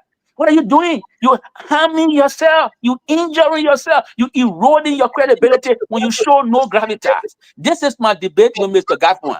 I have thought, like many serious people will do, is say, okay, we acknowledge that thing privately, you go ahead. It's just that when you get a group that is not authentic, not credible, give you a war. You don't celebrate a war coming from a group that's not credible. And no serious person will do that. But our Minister of Finance, because he's desperate for self-promotion, he believes he's in competition with Amara Kone, right? When Amara Kone rests a post that he received many applauses and people applaud him in many legs, then he Gaffwan get under pressure and feel compelled to do likewise. It's a shame. He cannot be in competition with Amara Kone. You know, Amara is in a different branch now. This is the fight they started ever since during the early administration that he wants to continue. The other time the Minister of Finance posted that he had a Zoom meeting with somebody. He said, Minister of Finance, Zoom meeting? You're going to be celebrating Zoom meeting? A Minister of Finance is promoting Zoom meeting that news? And he writing it. So I think he's engaging in, things that are not substantive. I think he should pay attention. And I think he should not be aloof to the pain and suffering of our people. The economy is difficult. It's in the toilet. What there to celebrate, Mr. Gaffwan? Or what pride is there to be beating your chest? You the Minister of the Year. The other question he failed to answer, it was looking for people to honor for a year, right? To say, oh, this person is the President of the Year. You have not stayed 1 year on the job, right? He barely, 6 months on the job. And he's happy to take credit for doing zero or to just self-promote. 1 year on the job, the first budget you try to preside over is emails. It's submitted to a guy who is not a proper speaker. How are you unmolested by that? The budget is supposed to be the second most important document next to the Constitution. The budget was that one thoroughly debated. But governor, are you not ashamed that you submitted a budget that was not thoroughly debated? Head of the agency of the government in public say nobody called us. We never did any budget hearing. So your budget meet the barest minimum standard in keeping with the OGP, Open Government Partnership. That budget should be transparent and should be thoroughly debated and thoroughly scrutinized. Never happened in this instant case. And you are happy to preside over that budget, and small children call on radio station and you elevate their call and say, oh yeah, because three people call and say, I'm Minister of Finance, yeah, the other minister, yeah. You want to usher other people who've been working a seriously hard government? What is this? It's just bad as bad can be. It's inelegant. It doesn't make him look good. It erodes his credibility and make him look like a desperate guy seeking attention. And that's it, Makwan with government. Makwan is not with my friend Jeff. Jeff is a good journalist. He's doing his stuff. Jeff is not aware that they pay people to be calling, but we are aware. Matthew Nyemplu made us aware. I work at Minister of Information before, but we have on Matthew Nyemplu's information that this government has a brainless bunch of people calling brigade member, and they just call. So you can't sponsor your own brigade people and pick up their team and make it look credible. It is not a credible group, and I thought the Minister of Finance should not have given a currency as he did. Well, you just said exactly what you said, but again, let's just summarize the tax associated with GAFOA, especially when you look at the structure of our governance system. When you talk about the economic management plan of the nation, we know for sure that the Minister of Finance and Development Planning sits right on top of that. In the wake of him occupying such key position, and owing to how the country's economy had been very much tough, where even the LRA boss were even able to state that they had some deficits in collections and so forth here and there. These are the things that they admitted to. And then, of course, the worst of all, which is good, is just humor, but it's very touching, is for a man at the age of 40 to have reportedly or allegedly killed his father for Christmas. This is a man, this is not a child, but killed his father, man of 40, working class or working age and so forth. Do you think that just speaks to what the nation is grappling with, that GAFOA is supposed to be more concentrating on than celebrating three colors? It shows to you that GAFOA himself, has some tribalistic proclivities, right? He has some tribalistic proclivity in the sense that because Boakai is from Lofa and he's president, he has to do everything to support the president who carried the country down wall, who carried the country down the hill. Why that guy demonstrated, it says a bigger thing. It's a bigger thing that's happening in the country. Things are terribly hard to the extent that the man will go and do that to his own father because he can barely find food to eat. Look, if you check back into history, the Arab revolution, the Arab Spring, the Arab Spring, I call it Arab revolution or the Arab uprising.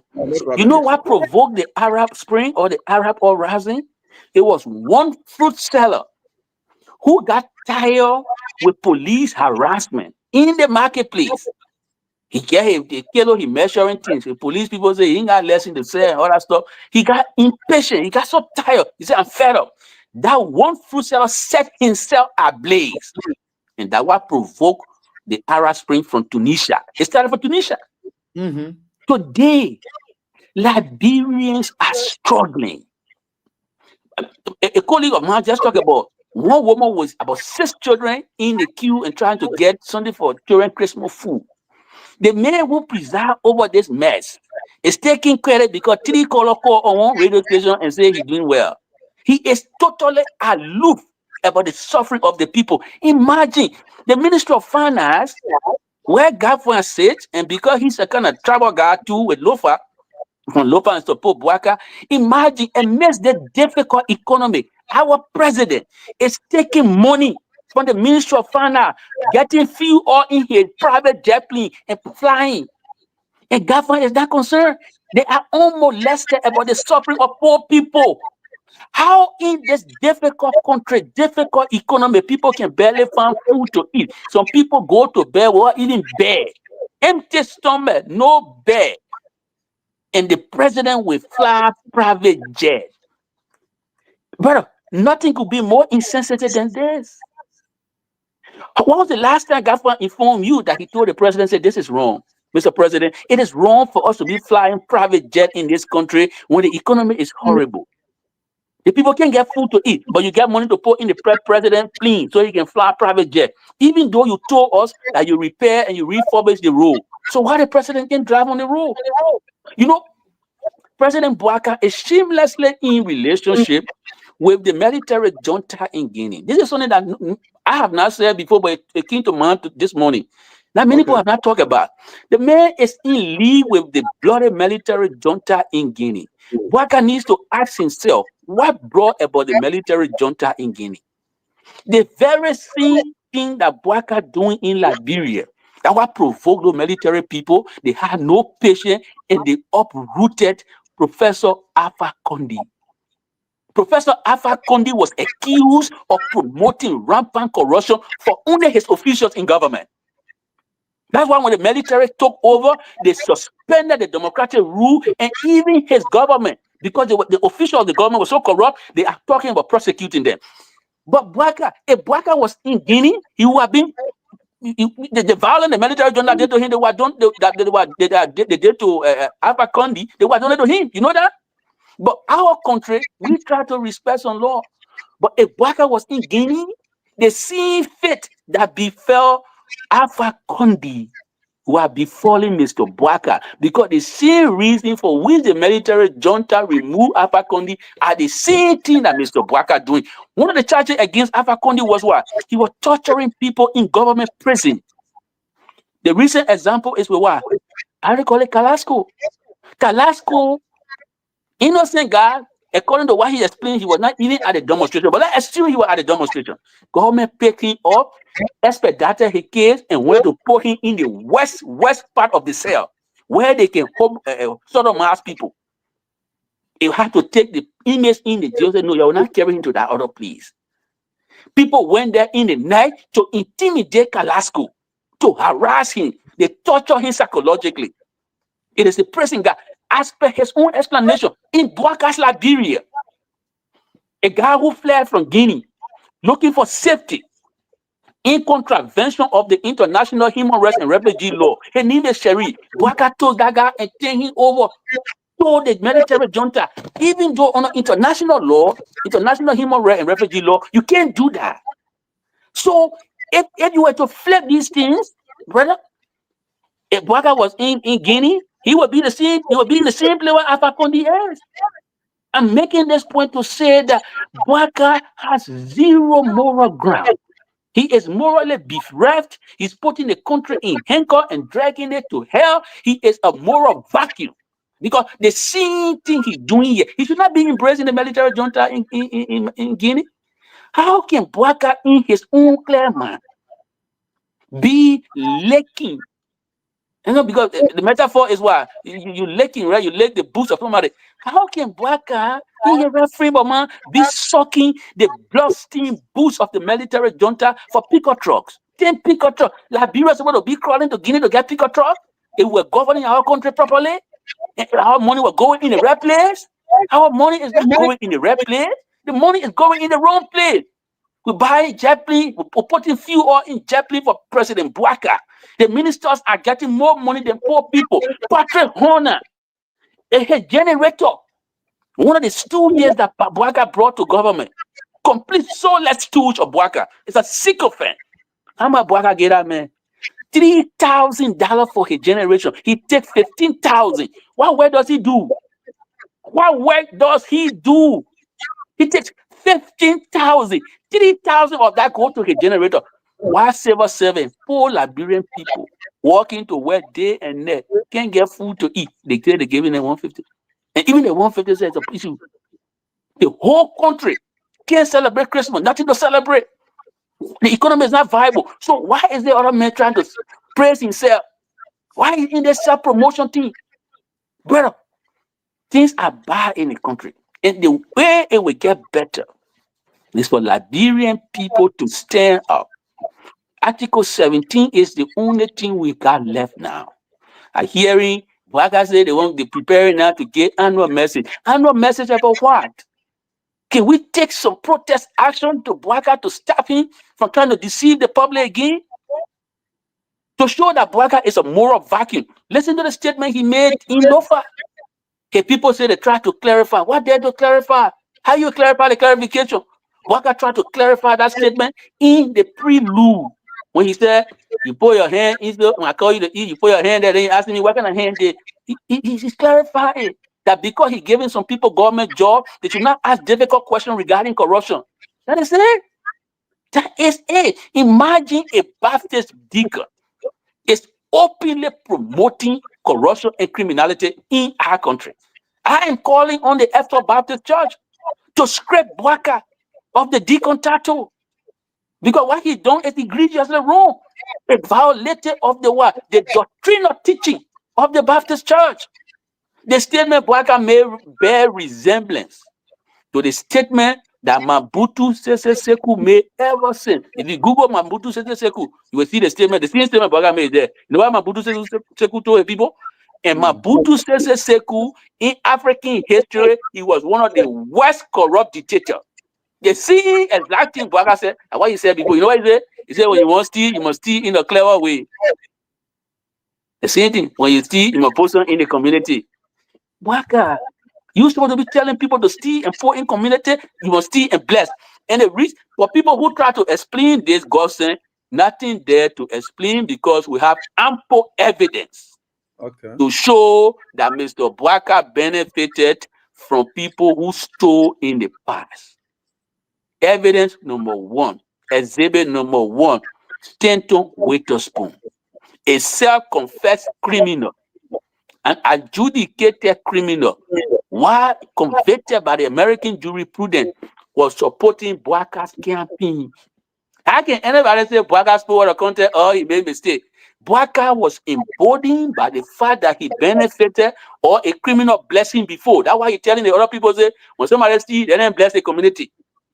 He can't deny that Stanton Witherspoon supported his campaign, even though Stanton Witherspoon is a self-confessed criminal. All right? He can also deny that Joe Poto, a well-known con artist in Liberia, supported his campaign. And as a result that Joe Poto supported Boakai campaign, what did Boakai do? Boakai rewarded Joe Poto as a presidential envoy and gave him diplomatic passport. Is that how you run our country? So when Boakai say, when people steal, they will bless their community, somebody say he misspoke. No, he's not misspeaking. It's something that he done before, and because of what he did before, that's what he's doing. Look at the other picking. Mohammed Ba that he made, what they got it, special envoy for economic or investment, whatever we call it. Not many people know Mohammed Ba, he's a con guy. Those picking are people who supported Boakai campaign. That's why he rewarded them. So when he tell people, say, steal and bless the community, that's what it is. I think the Baptist Church, the F4 Baptist Church, since Boakai is now a poor representation of that deacon title he carries, I think they have to remove it. If the Baptist Church doesn't do that, it will show to us that the Baptist Church is supportive of criminality and immorality. That's what it is. There's no two ways about it, brother. That's what it is. It's just bad, as bad can be. So I am calling on our people. Don't let anybody put any spin on anything. Boakai is articulating what he benefited before. Rose store and the blessing. They supported his campaign. That's why we are where we are today. That's why he's not strong on his own people who have been stealing in recent times. Because he believed they will bless his community. $24 million to rehabilitate the roads. Within a year that it was rumored that $8 million of that money went to Spring, Moi, the guy from Bon County. Has anybody cared to ask him? It was rumor. Why Moi can't clarify the rumor that, I didn't take $8 million of the $24 million. Yeah, let's investigate it. Why he says quietly? Corruption eating the country up, and we have a president who is soft on corruption. Eddie, if Liberian people do not stand up for Liberia, the country will sink. It will sink. When you see Minister of Finance praising himself, even though people going to bed hungry, One woman with 6 children standing in the queue to get food just for her children, and he thinks he's a minister here and celebrate. When his budget is started in controversy, he's not sitting down to think and say, this is wrong. This is the first time that we have any kind of situation in Liberia. My colleagues in the sub-region will laugh at me. African Development Bank, is that how they do budgeting? Is it not thoroughly debated? Is it not? Do they not get a proposal from people from what intervention they have to make, and don't they ask those people questions? Their budget here, agencies of the government say nobody called us to ask us. We didn't get any zero, and they try to criticize the boy who said it, the boy from LBA, the man able to read report. But if the man is not able to read report, how did he become LBA Director General? Yeah, your own judgment, right? You put him there. So you can't be doing propaganda against the boy. The boy talking true. He didn't call me to defend any budget. I did nothing. Why are you doing this? Is that how you run our country? Is that how budget going to run our country? So we have a whole lot to do in Liberia. If you have the government going in the way it is going and you are displeased, the Liberian law says you should stand up, protest, and tell the government, no, you got to do right. On this occasion, I am once more, reiterating my call for Liberians to take action. How can Boakai argue intelligently that why he said, he don't mean it that? Are we not aware that Mr. Boakai and his government are being accused of paying bribe money to illegally remove the speaker? Is that not corruption too? For him, it's all right to do it that way. So when you see him promoting corruption, that's what it is. That's what it is. That's where it comes from. They're not doing anything better than the previous government. What any intelligent person who had thought that Mr. Boakai would have put a clear blue water between him and the previous government, he's not being able to do so. Because he's not being able to do so. That's why I am calling Liberian people. These people are doing worse than CDC. They are doing worse than Ellen Johnson Sirleaf. They are not fit for purpose. Let's stand up for Liberia and tell them, say enough is enough. These calls have been made, and what future do you think the country holds, especially where we are? Fonatikofa is still holding on, and here guys are still holding on, and the SONA is coming up, and that's one of the major events that's coming up, where the role of the speaker is clearly defined, and in presiding over the joint assembly of the national legislature, and with this puhaha that we have currently, where apparently appears like one legal speaker, one illegal speaker, and the executive that's supposed to be visitor of the legislature on that day, and to present his SONA, and to the Liberian people will be showing up. What do you think may happen, or what are your expectations? I think as a way of sending a stronger message to our international partners and to the government, that the Liberian people eschew violence, eschew corruption and stealing. I think the Liberian people need to send a clear message by protesting. I think our international partners should be very careful as they go to sit under a government that is now wholly promoting and facilitating criminality in the country. They should be careful because it's an easy thing, right? When you associate yourself with people who have no moral compunction, you get to be contaminated by your association. You get to be complicit. The president word is clear, clean and clear that people should steal and bless their community. Even if you say you didn't take that, you can't go to a legislature where there's a huge allegation and appealing to the international partners. You don't want to be complicit into this, like government, they are complicit and they just don't care.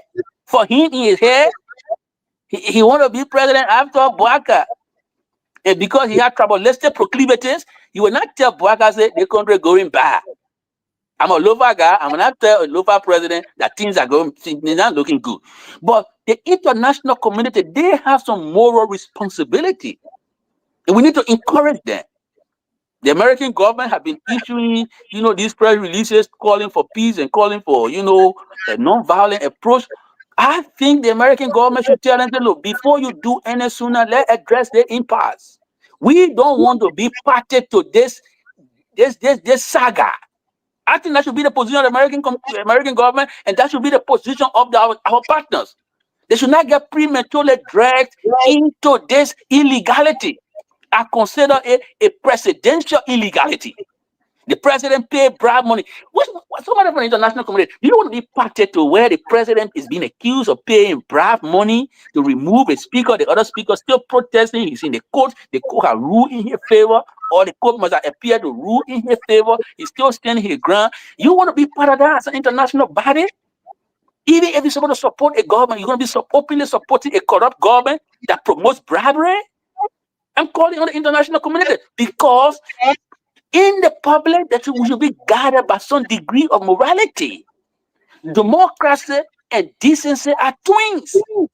You can't have democracy without decency. This government is not a decent government. The president paid bribe money to corrupt lawmaker to remove the speaker. The speaker is protesting. He gone to the Supreme Court. The Supreme Court has given him judgment. He comes back. They still continue.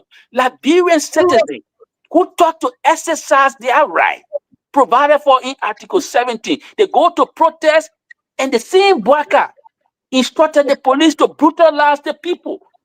People got caught straw. The score hit. People bleeding all over the place. Blood in our street. Which international partner want to go there and listen to Boakai try to scare rumble on again? To give someone as sooner that we don't even know where he will be taking it from. I think the international community have an obligation. There's an obligation. There's no two ways between right and wrong. And they can't be neutral. And they can't be appearing to go and side with the government because the government is not a responsible government. So I think the international community too should send a signal of boycotting or ask them to resolve the impasse, or else they should not be party to it. They should not. The international partners should not be party to this. The same way serious people will not take that budget seriously. That's what the international partners should do. A budget that will pass surreptitiously under the cover of darkness without proper deliberation should not gain currency. A president that paying bribe money to remove the speaker, and the speaker will not bow to the pressure, and he will stand his ground, and the constitution on his side. I think the international part, look, for our democracy to be strengthened, the Americans, the international partner, European Union, they have to help, they have to stand with somebody who's standing right. They got to stand with Fonati Kofa who is standing right. Liberia will not progress when president always bribe lawmaker to remove speaker and noise camp. People should move the speaker voluntarily for cause, and their procedure laid down to do it. If people violate that, the international community should not be party to it. They should not be party because this is glaring. Gossip. Because you want to move a speaker, you have to camp in a hotel. If this was a justified, genuine cause for the removal of the speaker, did they really call for camping? Why were they camping? Why are you camping? You can come from your house, come to search and say, look, we asked the speaker to recuse himself. These are our charges. Why you can't do it the right way? Why are you camping? Nobody sentient in the international community doesn't know that these people, they're doing something that's just wrong. They own money Liberian democracy. Councillor Tiawon Gonglo quoted Article 76 of the Liberian Constitution. Article 76 says, look, if you continue to disregard the court and the Constitution, your action is treasonous. The court has spoken that Kofa was not properly removed and the action by those people were ultra-viral. The court spoke. The international community, my plea with you is that if Mr. Boakai failed to resolve this impasse, if you want to continue to wallow in this illegality, please don't be party to this. Please don't be party. Stay away. Stay away. Boakai is setting fire to the country. Don't be party to this. Let him do the right thing. I'm calling on Liberian people. Stand up for Liberia's constitution. Demonstrate your unshaking faith in the sanctity of our Constitution by standing with Fulton Cover, by going to the Capitol building and protesting. I don't know where they're going to have it. Is it at the burn place? They're fine. But go there and protest peacefully. I underscore peacefully. If the police brutalize you again, at least it will be a scar on the conscience of those practicing police who marching around the place. We have to do it. You know, the last time, Boakai, what did he do? He instructed the police people, they killed 3 people. In Grand came, I thought it was 5, but my friend reminded me the other time, he said 3. I think maybe the other people got wounded, but if 3 is the official record, yeah. But it's not right for you to shoot down people because they're protesting the wrongful conduct of a company. The Boakai government did that. They shot 3 people, killed them.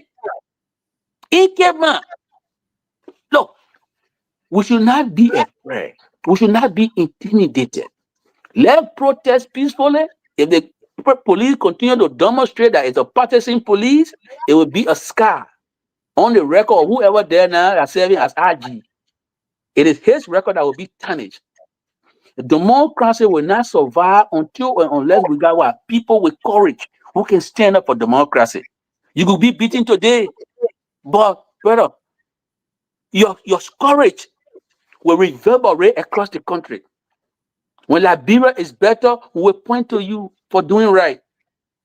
Even though we are still in transition, but today when we stand up, we look back, we say, yeah, people that gave up back on Matthew stood their ground and they brought down the hateful oligarchy in this country. By protest, back over one person who said, look, let's take democratic action, let's protest. Liberian people, let's protest, let's exercise our right as provided for in the Constitution. Boakai is doing damage to the country. Don't be passive. Stand up for Liberia. Stand up for Liberia. I was on one other show earlier this morning, and somebody said, oh, you know, Andrew Jackson called him because he won for people to gain joy. I said, this is rubbish. Who threatened? No, I mean, I like to talk about it because people listening, but some people, you know, in the place that could be thinking the same way. No, brother. If you're talking about joy, who threatened the peace of Liberia because of joy? It's not George Manuel Weah. In fact, George Manuel Weah made the ultimate sacrifice for the forward advance of Liberia. Even when he fell, and people told him he was cheated, he said, I will leave it. Who threatened the peace of Liberia because of joy? Joseph Newman Boakai in Boston, where I was born, where my neighbor stream buried. He went to that place and said, if anything happens in the election and I go right, we'll end Liberia. That's Boakai. Violent for President George. Threatening violence for President George. I'm not threatening anything here. I'm calling on our people to stand up for Liberia. Who also violated the Liberian Constitution, violently uprooted. Can you hold up because of joy? Boakai violated the Liberian Constitution. He violently uprooted people who had tenure and replaced them with what? Political stooges. Patrick Hannah being one. A soulless Boakai stooge. Why they were fighting all that war? Because they wanted Patrick Hannah to get 15,000 every month for poor people to remain poor. That's what it is. So when people, when they tell you brainless boys to come and call, oh, you know, the man talking because he wants job. No. Today that government get joy, they can't even reference their friends. People who went to LU, attended LU with Gafon, today he barely pick up his phone to answer them because he bishop now he's going to be minister. When God blesses you, how do you share your blessing with your friends and with the society? That to engage in self-promotion, like what Gafon doing? When was the last time he talked to some of the school cadres? The student unification party that was promoted some of you guys. Today, soup is asking for your attention. You can't talk to your peers. Because the Minister of Finance is going to be big shot now. Sitting down with Monica Turner, you're happy. The Monica Turner that will criticize when Taylor Turn. Today, he's your best friend. Gafon, you better be careful and know where you come from. You come from student activism background. I'm telling you the truth tonight because the truth is helpful, but it will heal. That's what I'm saying, the truth. I'm not intimidated. After my first show today, one of my closest friends called me. Oh, my man, that thing you wrote, Gafon's still angry. I said, brother, Gafon angry, you got to do right. I'm not worried about people getting angry with me. I didn't read that thing for Gafon to be happy. I wrote it to disturb him. To disturb him. To say, oh, somebody watching me, people looking at me. Let me do right. Let me not self-promote. I didn't read it because I want to make somebody happy. I wrote it to make you uncomfortable. The country not for your one. You minister today, look back to soup. There are people you went to school with. Look back to soup. Look back to poor people. University of Liberia, the students had issue there. Who's talking for the students of University of Liberia now? Who? Governor, Minister of Finance. He talking about the students of University of Liberia? No. He promoting a tribal agenda. That's what he's doing. That's why he's for loafer. So he promoting a tribal agenda. What's about the students at the University of Liberia? What have you done for them? They're struggling. Their parents are struggling. And you want to take credit because you gave some people money to call on radio station and you writing long paper on Facebook. You want to be on Facebook writing garbage? You be working for Liberian people. You got one. So I'm not trying to make you happy. I'm trying to disturb your soul. I'm trying to provoke your conscience. I know where you come from. We all come from student background. We're all student activists. So you get Minister George, you can't even pick up the phone to call your friends. When they call you, you can't even answer their call. When they send you text, you don't even reply to them. Poor people cry in the street, you don't care. You want to be happy because you're having dinner with Monica Turn. Got one. Be careful, brother. Liberia is not for you. Liberia will not end with Joe Boakai. Some of you who are minister today, you think that, yeah, it will come. Ask the rich men behind Charles Taylor, the money cartel that you're having dinner with now, who your peer now, you happen to be with them passing up and down. Ask them.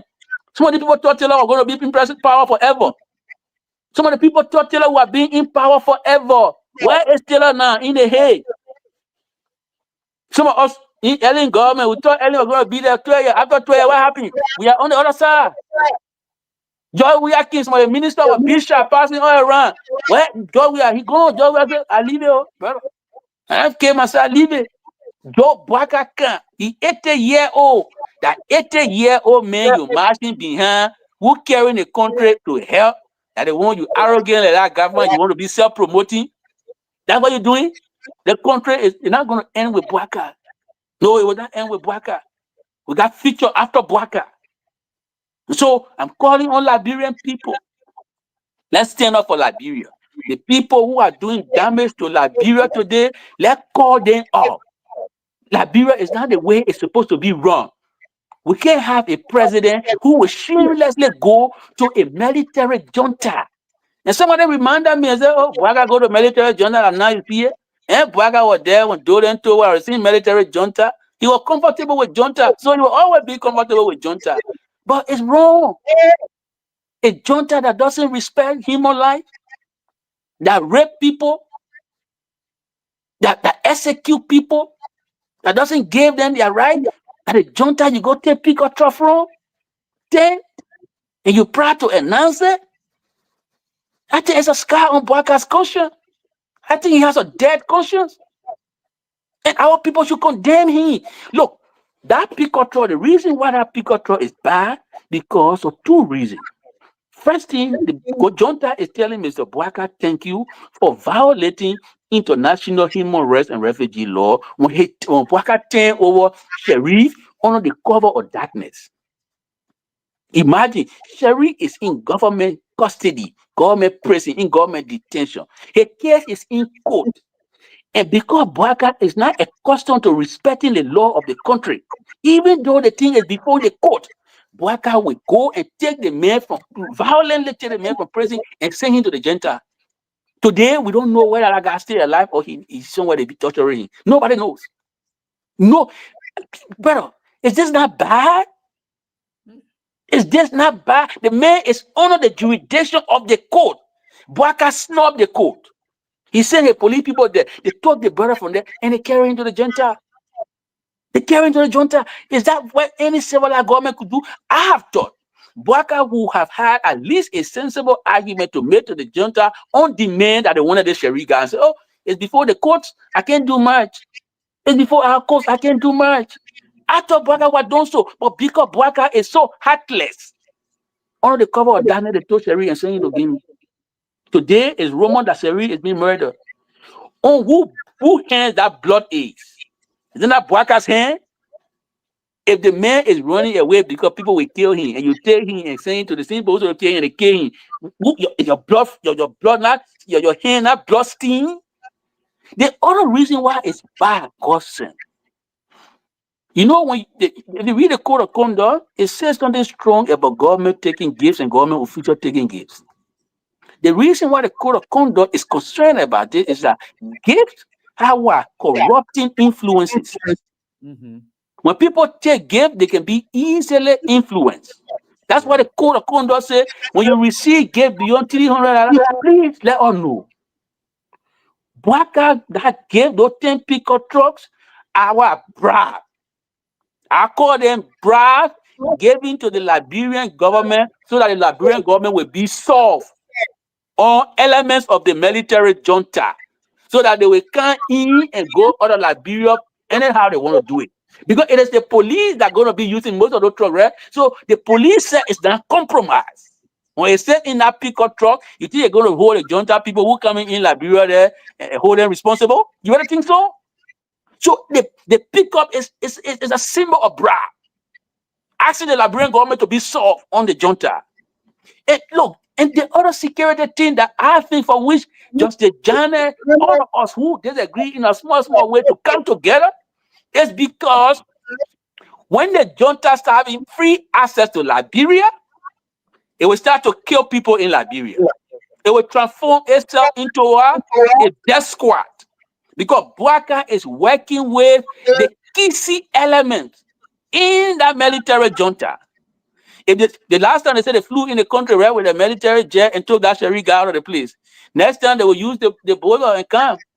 It'll be in clean clothes, but Boakai will know them. And when they go to president, we are her in the neck, God forbid.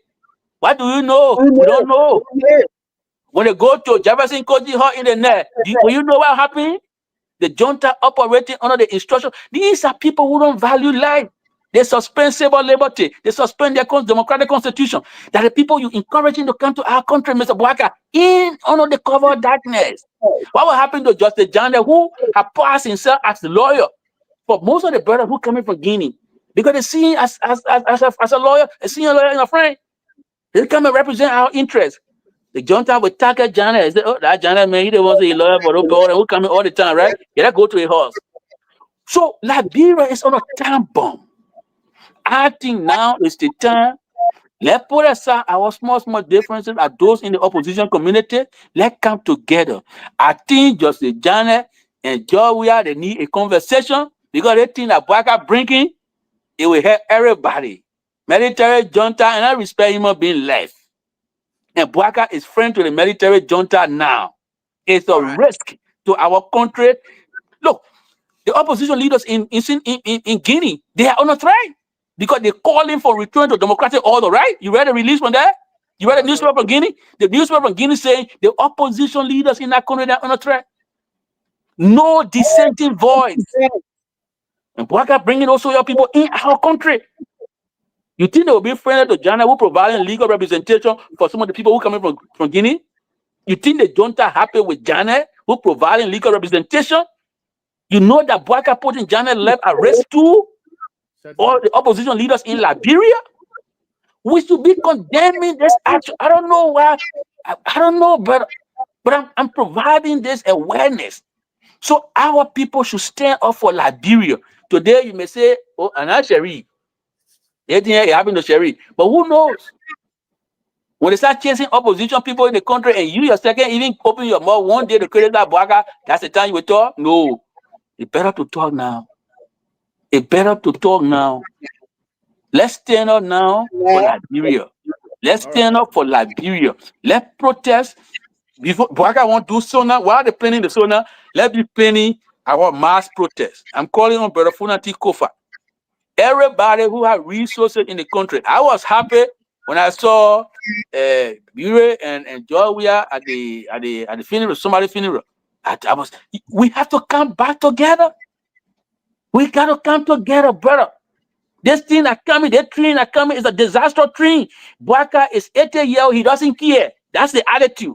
I don't care why I leave behind. I don't care how many people are done with at 80 years old, why they're somewhere. That is the Boakai's attitude. We got to stop him. We have to stop him. Pero your daughter is acting in Kofa's office. You can't sit down. You think a Boakai want to hurt Kofa, you will leave your daughter free? Oh, you think so, brother? Don't think like that. And within this context, I want to remind our people what Martin Luther King said when his friend died. Because some of the black people, they were so afraid. Some of them who had money, they were afraid. They didn't put their money into it. Martin Luther King said, Reverend James Reed, he said, Reverend James Reed died today because of some of you here. Some of you who got money, but you're standing on the sideline and show indifference to our cause, the civil rights movement. He said, you got to support the civil rights movement. If you are showing indifference, it is your indifference that made the police people to get read. And we are holding together and put money in the civil rights movement. And we're talking and we hold together. Police people will not kill my friend James Reed. I'm saying this to remind Liberians, those who got means, those who got resources. Now is your time to deploy your resources. You can't show indifference to the struggle for democracy in Liberia. It is only when democracy is flourishing that we all can go to work, find work to do, the economy working, we can talk freely, then we in a good country. When democracy is not working, we'll not be able to talk freely. So if you got money in Liberia, put your money behind the cause. Give some money to Abraham Godson Will. Let his generator be on, let him host people, let him talk. It is only by speaking or that we're seeing dictatorship. Even in the Bible, Jesus Christ asked Joshua, he said, who will talk for me? Who will talk for me? Okay, yeah. That's why he called Joshua to come and talk to the people. We need people to stand up to speak. When you get money, don't show indifference to the struggle. Put your money in the struggle. Today, we have a legislature. Let me end on it. We have a legislature that is showing complete indifference to the suffering of our people. It is well adjusted to indifference. The people in that legislative body, that 43 people, their interest is to divide money among themselves. Whether the budget is delivered thoroughly, whether the budget is a budget with human face, they don't care. Budget with human face will be budget that meet the needs of the people. We don't know whether the budget has a human face. It's just about dividing money. That's why when they say they put the building in flames, and some people are crying over the building being in flames, I sat down here and I was telling myself, I said, but why are we crying over building being in flames? I don't say this to minimize the importance of the edifice. But when Jesus Christ himself, he went to the courtyard and observed that the courtyard that's supposed to be sacred was desecrated by criminals, by cheats and looters. What did Jesus Christ do? He turned over the table. He turned table over. He turned over table in the courtyard. Are you saying Jesus Christ was violent? No. Jesus Christ was moved by anger. That legislature, that Capitol building, supposed to be a sacred ground. That sacred ground has been desecrated by people that normally Kanga, Lawrence. She projecting herself as a millionaire now. If I receive the 510 call, I will get you free money. You steal from poor people and you get money back to them and you won't be a court for them to worship you. That was not what the legislature was for. And I call on Nyobli Kanga Lawrence. I said, if you want to come across as somebody who is magnanimous and a philanthropic, help B. Felix Zika. You know who B. Felix Zika is? B. Felix Zika is a clever guy from Grand Bassa County. When they used to have national exam, B. Felix Zika was the first person in Grand Bassa that does the whole national exam. Though just brought a scholarship scheme in 1989. And those say anybody who do national exam in the country, I will get you a free scholarship, you will come to LU. Felix Zika, a historic figure from Bassa, went to Christian high school. He does the national exam, but then it was not white, it was national exam. Though gave him scholarship, he came to LU and went to LU. That guy has been working in Nyobli Kanga Lawrence office. Unfortunately, he took sick. He hits boom. He hurting him. He can't walk good. He walking with stick. Since that guy took sick, Nyobli has not sent 5 cents to that brother. 5 cents. He made wealth. Mado been walking up and down to see nobody. They can't see nobody. I know this family. That's why I'm talking. The tea are talking. I don't care whether yet or everything I know to be true. I will talk it. I don't care whether nobody get there, whether government get there. They can pay money and find the people to kill me. I will not be scared to die. When I die, they will say, you know what Pastor will say? They say, don't be scared too much. They say, anything you thought, anything happy. Don't be scared to speak your mind. Speak your truth.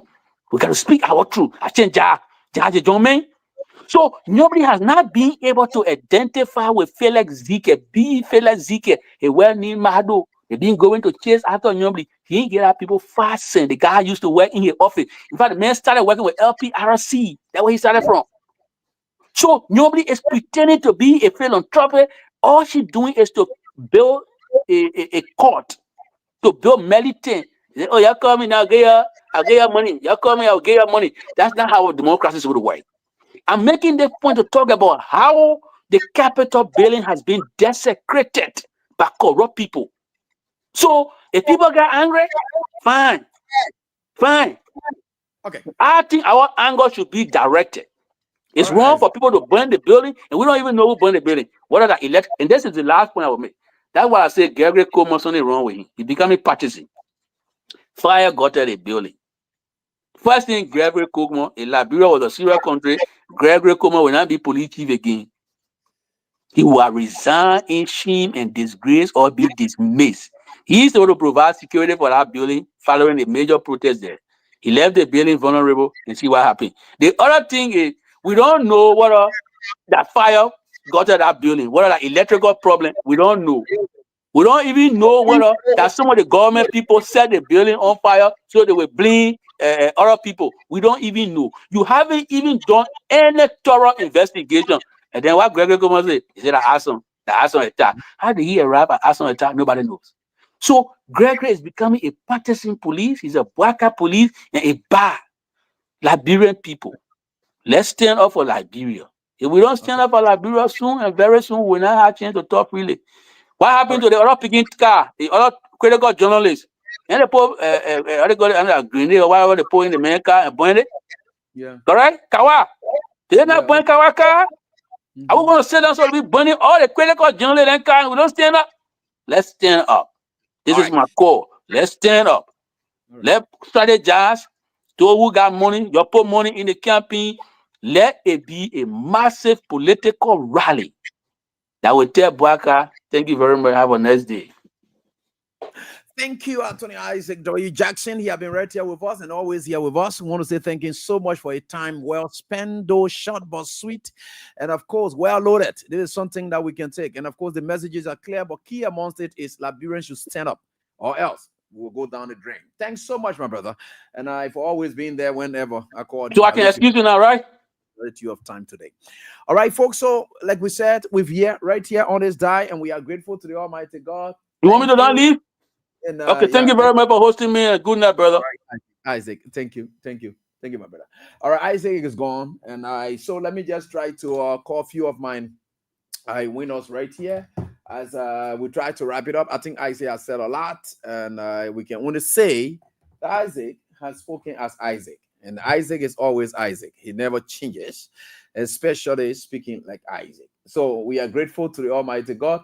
We just speak few persons, of course, and several other persons won, but of course, just 3 persons I can be able to call because of time, so that I can rush home right here tonight on this die. We certainly getting there, and we'll get there. And with God, all things are possible.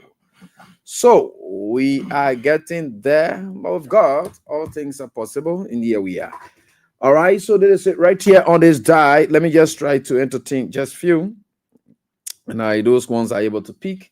Yeah, we can just entertain them. Then we wrap it up and be out of this place. And the messages are coming forth on a daily basis, and I hope you get them.